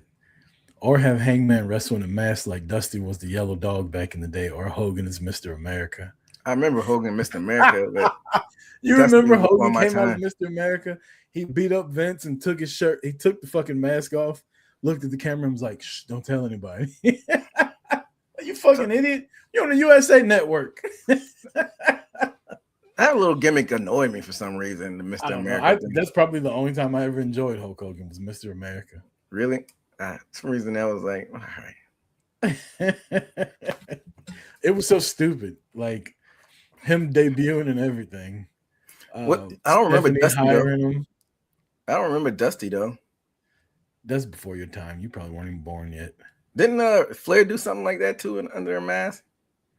I don't remember Flair wrestling. And like somebody was doing the voice for him, like when he was like fucking with Black Scorpion. Yeah. Yeah, the Black Scorpion. They ended up being somebody else though, not Flair. It wasn't Flair? I thought it was Flair. It was supposed to be Flair, but I think it ended up being somebody else. It was somebody else the whole time, and then Flair ended up doing it at the end. He wrestled in like all black tights and the black mask or whatever. But yeah, the Black Scorpion. Damn, it seems like WCW had some wild shit before the Nitro days. Hey man, that shit was dope. The Black Scorpion. I was into it. I was hooked. I'm like, who the fuck is that? He looks like Ric Flair. That can't be Ric Flair because he can't challenge for the title. Damn. How would I even go back and look at that stuff? Because they don't have a network WCW anymore. YouTube page. They have like weekly shows on there. You can find stuff on there, but it's live all day, every day. Like they're constantly. Let's see. Before Nitro, what was the weekly? Was Saturday night? Was the weekly? Where you WCW Saturday night and WCW Worldwide and WCW Main Event. Was it where you keep up with weekly stories? Yeah. Worldwide and Main Event came on Saturday and Sunday mornings, and then Saturday night was obviously the main show though, 6:05. Yeah. So maybe they have it like on Daily Motion, like weekly stuff that I could actually keep up with. WCW right now on the WCW channel is live. What are they playing? They're playing. But I gotta wait for the fucking ad to stop. But I want to see like in sequential order though, like week to week. Like they already got something random playing on the WCW network. Right now, it's Kevin Nash and the Giant about to fight. Yeah, with Dusty Rhodes on the stick. I used to love Dusty Rhodes commentating. Like I said, I want to see pre-Nitro stuff just to see, like from 88 to 95. I want to just go back and watch all of it. The network was good for that, man. They had WCW Worldwide. They had Saturday Night. They had Main Event. Like they had all that shit on there. You could go back and watch it. Now you gotta find it in sequential. I'm sure you can find it somewhere in sequential order, but it's something you gotta look for. It's not just gonna pop up like WWE Network did. Why do I always gotta mess up a good thing for like a paycheck? Well, I just answered my question for money and a paycheck. That's why. It is what it is. But yeah, this Continental Cup, it kicked off. Your boy Eddie Kingston is back. I know you're not a fan of him. Ace Austin, I thought I was good between him and Claudio. So I'm guessing you think Moxley just runs through this tournament and just gets his belt back. Isn't Jay White in this tournament? Oh yeah, him and David Finlay on Dynamite. I think the winner of the whole tournament fights Moxley or the finals is at All In, right? Finals is at All In, yeah. Man, give me fucking Moxley versus Jay White at All In. I wouldn't be mad at that because Moxley is like shades of gray, even though they lean more heel. And then I wouldn't be mad at that. Jungle Boy fight already? I feel like he's gonna get eliminated early. I think he might be facing Mox in the first round. Yeah, I think it is happening on Wednesday. Poor Jungle Boy. He probably should have went to NXT. I don't think it's nothing for him to do really. Is Jay White hurt again? I don't think so. What you about to say? NXT ain't got enough money for me to leave Anna Jay. Take her with you. They just ain't gonna. I mean, Shawn Michaels might take her. he got a bit of a reputation over there at NXT. Could you imagine a tag team with Anna Jay and Jada Parker? all the hypnotics, having double hypnotics. Mm-hmm. But yeah, I won't be mad at Jay White versus Mox. I don't think he's hurt because they still got the match on for Wednesday night. Seafood actually was hurt. I don't think he's hurt. So didn't the Continental Classic start on Collision this week? Yeah, that's what I was saying. Eddie Kingston beat Jake Doyle. Claudio beat Ace Austin. So it was some matches that were pretty solid too. Why is Claudio still coming out with a fucking luchador mask when he's not the champion anymore? And if he's paying homage to, I don't know, him doing fucking push-ups and the goddamn knee touches on the ground. Like, what are we doing here? He came out, he fucking did like a 15-minute warm-up before the match started. Yeah. Oh yeah, I don't know, man. But you know who's like, they've been like the Collision. This wasn't on the topic, but they're like the Collision anchors right now. Yeah, or the Bang Bang Gang too. But I was thinking more so of the Rascals. Like, you know, they won a little tag team matches. Myron Reed's been putting on like bangers, but he's been losing all his singles matches though. I don't know what division they have for him. My cousin. Yeah, your cousin's got it all right at home. That too. But I'm talking about as far as in ring, because like no, he has been killed. I would love to see Myron Reed versus Kevin Knight. That I'd be up for that if that happened at All In, but it's gonna be Darby and Kevin and No Holds Bar. I don't want to see fucking Darby Allin versus Kevin Knight. I kind of do want to see what crazy stuff Darby does in the arena. I watched this motherfucker almost die at Revolution during Sting's retirement match. That glass spot was crazy. Like, he could have it was real glass too. It's Crimea River. Imagine if they wouldn't have been able to get him like taped up and stop the bleeding on him. And like what do you do for the rest of the match now? Sting's got to beat both the Young Bucks by himself. Yeah. What if it you falling from like that high of a thing. Like, what if it hit like an artery or an organ or something? Or it went too fucking deep in there because you're falling from 20 feet up in the air. That's just a crazy. Somebody should have told, like, look, man, we know you want to do something crazy, but like, this is Sting's retirement match. Like, we don't need you to die in the middle of it and like overshadow Sting's retirement match. Luckily, it all worked out. Like you said, that was too risky for my liking, but yeah, I guess we were entertained by it. But they're gonna do something crazy in the stadium. But I'm hoping that they're playing a long game as far as Myron Reed goes, because I think he could be the single star out the group and have the Zach and Desmond be the tag team. Some reason Myron Reed and Kevin Knight together, just whether they're fighting each other or whether they're a tag team, like I just like that pairing. Yeah, that's dope. They got a lot of talent where they got the future mapped out. It's just you just have to see these older guys start to finally retire, like the Omegas and the Bucks and all. I also think these younger guys got to get over too, right? Like you can say Kevin Knight has the talent to be a main event guy for the next 10 years, but if nobody believes it, then it doesn't matter. Like he's got to talk me into the building too. You can't just put on a great match. Like I have to give a damn. Now I do, but I'm saying what you read on the internet is people are like, oh, he's not ready, and I don't like his mic work, the whole nine. He needs to get rid of all that. Yeah. A guy like Myron Reed needs to get rid of all that because when the bell rings, these motherfuckers go. But then again, it's AEW. Maybe that's all you need. No, you gotta be able to, like you said, get on the mic. It's just that they've given Kevin Knight some chances so far to do on the mic. He just has to elevate it, but they hadn't really given the Rascals chances to really talk like that. So, maybe we'll see them more prominent spots going in the future. You got time. Everything doesn't have to be microwave fast forward. Hopefully it slowly happens over time. I feel like the Rascals could get really over if they wrote like a how-to book on getting hot women for the Lakebeards of AEW. Yeah, I know. I think Desmond's married, but the rest of them, we've seen their work. Yeah, my boy and Zach. Zach Wentz is with Gigi Dolan or Priscilla Kelly, one of the hottest women in wrestling. Who is it? Myron Reed's with Killer Kelly, one of the hottest women in wrestling. Trey Miguel was with the woman we're gonna have on the show next week, Ashley Dambois. Like these guys just got the juice. Who was that?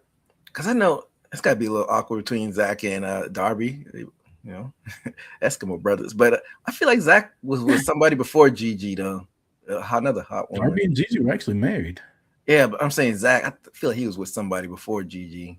I can't remember. I don't know. I have to go back and do my research. But yeah, they need to write a book on, what to do.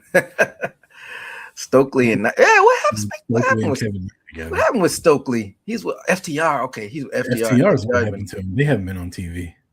Yeah, what's going on with them? I feel like they're always in a contract dispute. You think? When have they really been in a contract dispute like that? They're always just like they're just problematic online. Like it's always something going on with them. Fucking FTR Bald is always like in the middle of some bullshit. FTR. The other one's fine, but FTR Bald, like he's always got some shit going. Remember that storyline with his daughter? Like, sorry, it's like Goldberg being like, "I came back because my son wanted to see me." Nobody gives a fuck about your son. Damn, man. We wanted the Fiend to keep the world title. I don't give a fuck about your kid wanting to see you wrestle. That's not a storyline. I came back for my son to see me. Well, wrestle. That's how you get a little sympathy. I know they had his daughter. Like I didn't give a fuck about that. Your daughter who's gonna have more, or your son of Goldberg who's gonna have more money than I'm ever gonna have in my life. I don't give a fuck if you get to see your dad wrestle live or night. That I didn't care about because, like you said, he messed up the Fiend. He did it twice. He messed up KO's run and he messed up the Fiend's run. Right. And FTR Bald comes out like with his daughter in the ring all the time, making some fucking candy ass storyline. And 2 weeks later, he's a heel. Yeah, I don't know. I think they're just taking a break. I don't know if it's a contract dispute. I think once they come back, and if we do see the New Day, like your tag team division's got some players in it. So got the old Bucks. Cope and Christian, Motor City, FTR, Motor City Machine Guns, FTR, hopefully the New Day, and you the got the Hurt younger Syndicate. team. Yeah, so that's another thing. I didn't have it on the list either, but they offered Shane Taylor Promotions on Collision, offered him money. I don't understand what that was Offer who about. money? They offered the Hurt Syndicate money backstage yesterday. Oh, the Hurt Syndicate back on TV? Yeah, I hadn't watched all Collision yet. Yeah, they were like, we propose y'all. I was like halfway asleep too, but they're like, we propose y'all money. They get. Are you sure this happened, EJ? Yeah, Carly Bravo gave him like a stack of cash, and he was like, they just took the money. They didn't really say they accepted the deal. They were like, we'll think about it, and they took the money. Like, we'll think about it. Like when they was taking shit from MJF. Yeah. Which also never fucking came to fruition. Like that whole storyline just went away. I didn't realize how short the Shane Taylor was compared to the Hurt Syndicate. Like Hurt Syndicate was like towering over them. Shane Taylor's a big motherfucker. He's wide, but I didn't know he wasn't that tall though. No, he's not tall at all. He's big though. He's a big old boy. But the biggest one in called him Tony. The biggest one in the group was the lady. What's her name? I can't remember her name. Oh man, she is a star in the making. What was her name? Not Trisha Dora. Trisha Dora is the no. I know who you're talking about. Light skinned girl. Yeah, I saw her in Vegas. When I landed in Vegas for WrestleMania, literally got off the plane. My buddy Brent picked me up, and we went to the Luxor to a all ladies pay-per-view that was happening there, and we sat up on the stage, and this woman like stole the show from everybody that was there. And they had some people. Thunder Rosa was there. A couple of WWE Christian Exo, a couple of WWE ID women were there. Like they had some heavy hit. This woman came out, man, and she was phenomenal. Now hold up. Now, when did he join the group? Because I'm looking at the Wikipedia page. It says Shante the Adonis is in the group. That's who I thought you were talking about when you said Oro Mensa the other day. Is that not the same guy? Oro Mensa was in Order 4. No, he was in the 4 Metaphor with when the one Last Legend was in. I'm talking about Ashante the Adonis was in Hit Row with Swerve and and then he was AJ Francis. He's running around horny in NXT backstage for like 3 months, where he's hitting on all the women. Oh yeah, he was. But yeah, I didn't know he was in Shane Taylor Promotion. But yeah. Speaking of women's wrestling, before we get up out of here, can we talk TNA real fast? Oh yeah, they had their see some. Oh, I would say TNA, and we should talk a little NXT when it bunks out.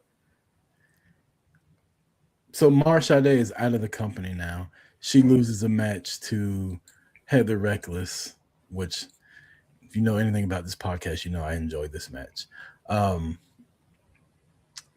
Apparently, the word is Mara Sade didn't have a contract and came back and still worked the rest of that tournament.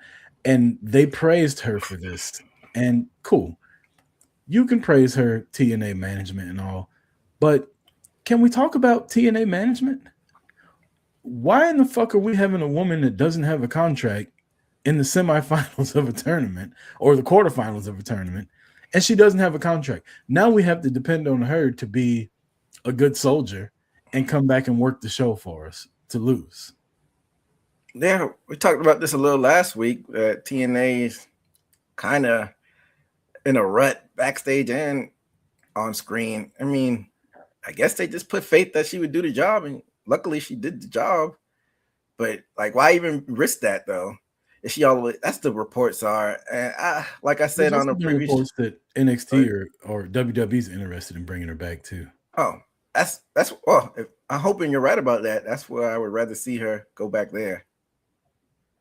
I know, like we talked about this last week about like, and I kind of agree with you. Like, just because you're a couple don't mean you need to be together because you get tired of each other. That's kind of how I feel in this situation now. Because like I know her man is over there, but I think she would just get lost in the shuffle at AEW. I'd rather see her go back to NXT. How old is Kevin Knight? He's a little bit younger. I don't think he's 30 yet. She's older than him. He got the juice. I'm just asking, like, do you think, say you're Tony Khan? Yeah, I like her as a talent and I want to bring her in, but I got Kevin Knight here and I got like big plans for him. Like in 5 years, I want him to be one of the centerpieces of my company. Is this a distraction that you would want to bring in? I don't think it'd be a distraction necessarily. Hear me though. Like, yeah, they're together and everything's happy now, but say something happens, right? Like they get into some kind of quarrel or whatever, and now he's just, or say everything's great, but now he's not as focused on the business aspect of it because his significant other's there all the time now. And now he's more Right. more worried about trying to get her over too, instead of trying to get himself over. Like there's people date at work all the time, but there's a reason why they don't want you dating coworkers. I don't believe in that. Wrestling is not like you going in the office with a suit and tie and that type of thing. I agree with you on the other side of things of if they have like a quarrel and that might be a distraction. But as far as like being together, we see it happen all the time. Seth and Becky are fine. Lash and Trick just got married. I don't think that'll be it if they actually, are in happy harmony as far as the relationship goes. But I do agree with you if it's like a quarrel, then that could definitely screw up things. Because we see couples all the time, but I don't like the move based strictly on where the company is at and like the hierarchy system. I just think she would get lost in the shuffle. She'd be on ROH. I'm just as far as a fit goes, I think she would be a better fit back in NXT. I think NXT is way too littered with women that they literally cut her, and some of the women are still there. I think she'd do well in AEW. I think TBS champion in AEW, tag team champion in AEW, world champion. I don't know.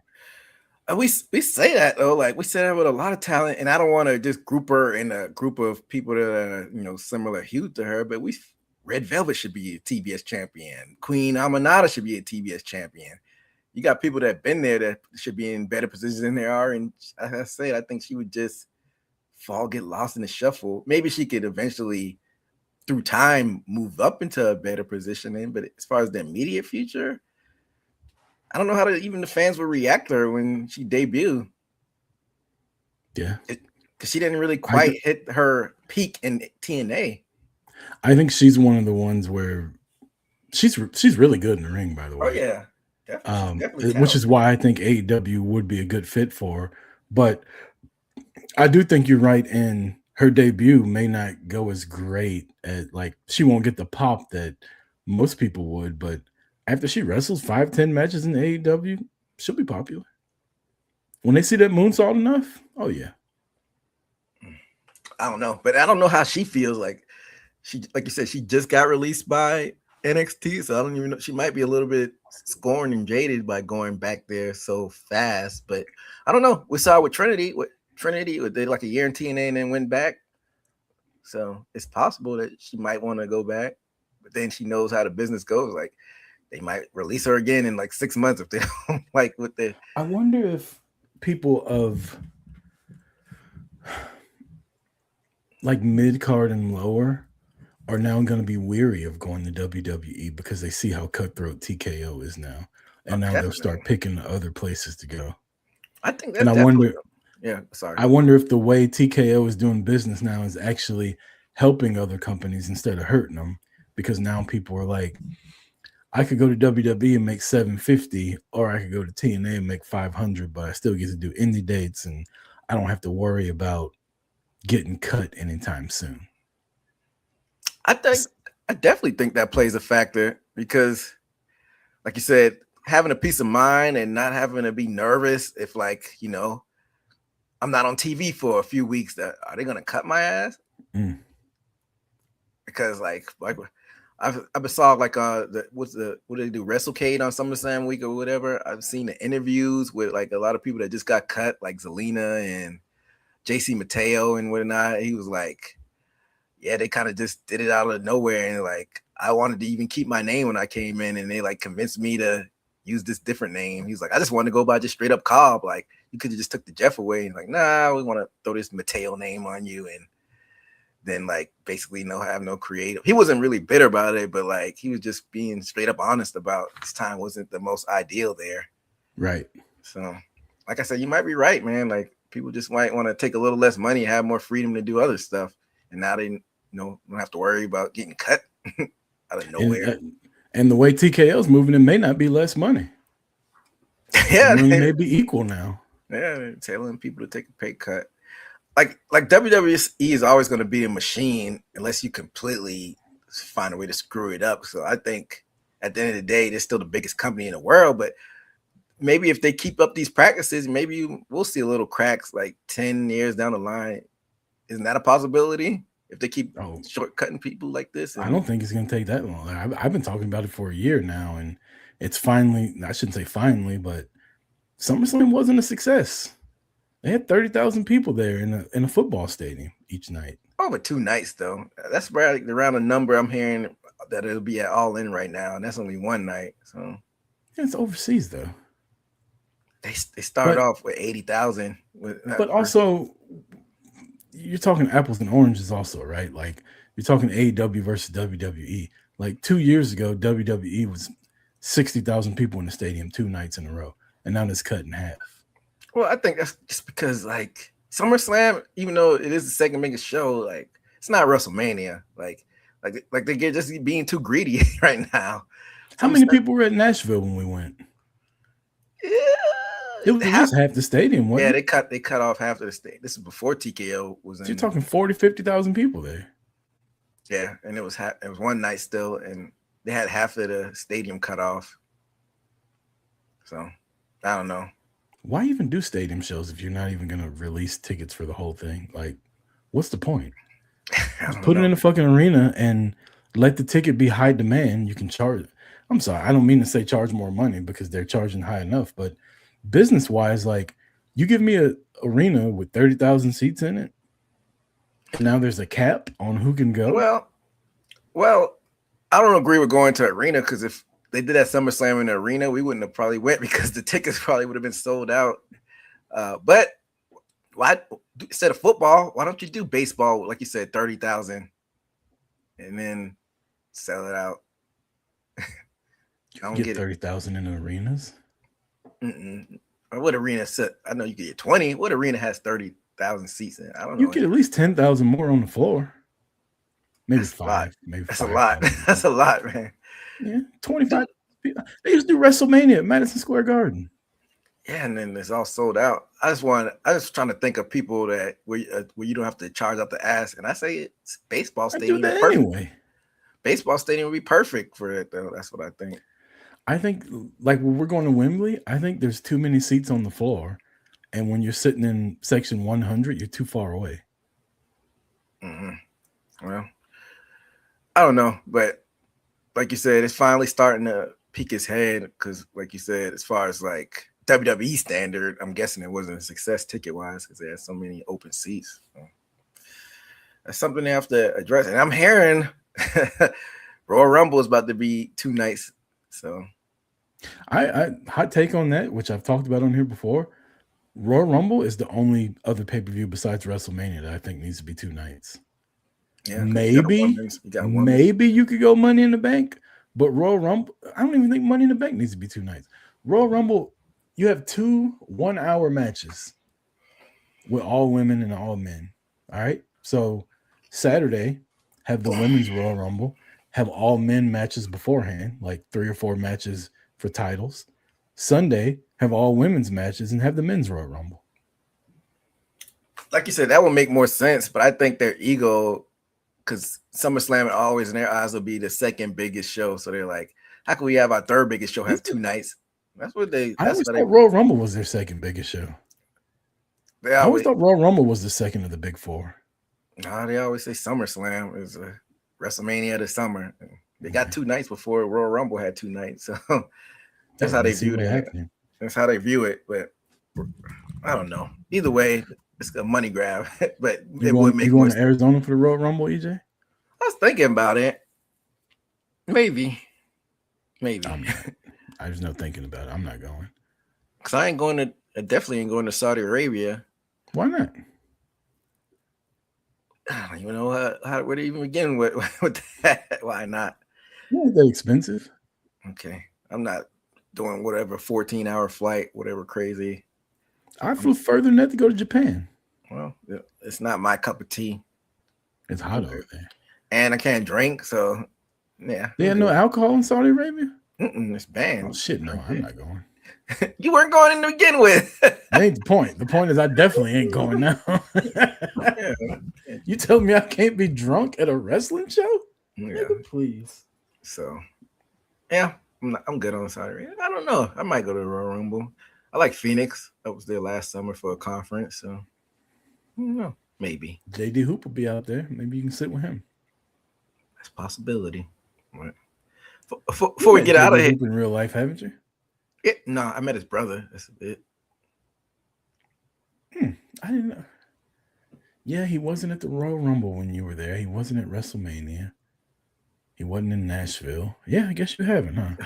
I've only met his brother. No pork either. Wow, I gotta have my bacon. Turkey bacon's fine.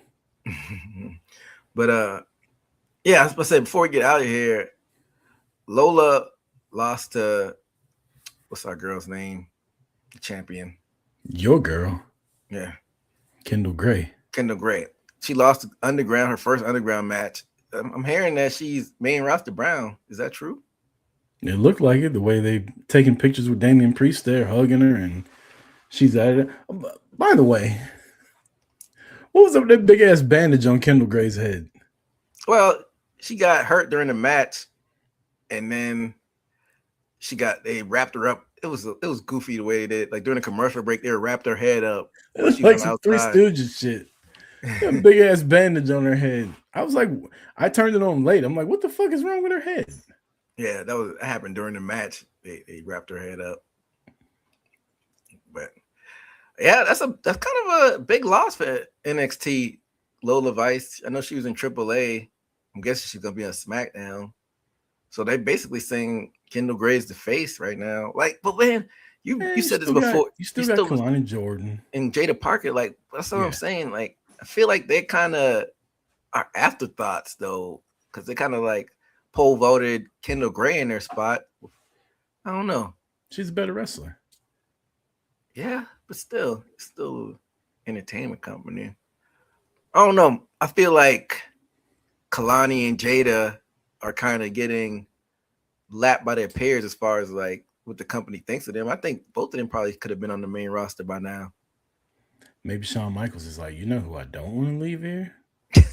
Kalani and Jada. Oh man. Oh, then didn't I feel like I dreamed this? Didn't Tatum Paxley pop up on SmackDown? Yeah, she helped Charlotte and Alexa Bliss. Not for nothing. Tatum Paxley? I don't even know what that means. It's not in your head. I thought she would have probably been paired up with Lyra, but I'm guessing Alexa. That's weird. I don't know, man. Charlotte's like the cheerleader that hangs out with a couple goth friends. Exactly. I don't know if I like her beating Jade Cargill. I don't know if I like that they've built Charlotte versus Jade for over a year, and it just takes place on a random fucking SmackDown. That bothered me too. Like, why couldn't they have that on SummerSlam and not have them in the ladder match if you knew they weren't going to win it? Future Tatum Rucker. It's too young for me. But yeah, that's just me nitpicking. It'll be interesting to see how Lola blends in there. Now you got Tatum on there. I mean, so SmackDown, they're kind of loading up right now as far as the women talent. Is Lola going to SmackDown? That's what I'm hearing. SmackDown's kind of loaded with the women, though, isn't it? Like, they got a lot of women on SmackDown. Yeah. Your girl. You got Chelsea. You got Tiffany. You got Tatum. You got Charlotte. You got Alexa. You got Nia and Lash Legend. Like, you got a lot of women on SmackDown. Now you're throwing Fatal Influence. Yeah, you got Fatal Influence there. Nikki Bella's there. Paige is there. And now you're throwing Lola Vice there too. Like, the WWE Raw's women's division is like, yeah, so can we get a little help here? Got so Ruka over there though. Don't do that to my girl soul. I feel so bad for her. I feel like her struggles are in her head right now. She messed up that first night she was there, and I feel like she's got that LA Night thing going on now where every time she's on TV, something goes wrong. Damn, LA Knight is catching strays. But well, I mean, it could be a little bit more balanced, but that's why you got the man there that pick up the slack. No, we need more women. I don't know. I'm talking about Becky. Oh, you said the men. I thought you said the men. Yeah, I guess so. But I mean, you do got heavy hitters on Raw with Becky, Stephanie, Liv, Io. Like, you do have the best of the best on Raw as opposed to. So I guess they're going more quality over quantity on Raw. Exactly. Roxanne. Shit. Let's get the Street Clothes Wrestler of the Week, EJ, and get out of here. Damn, we've been talking for 2 hours.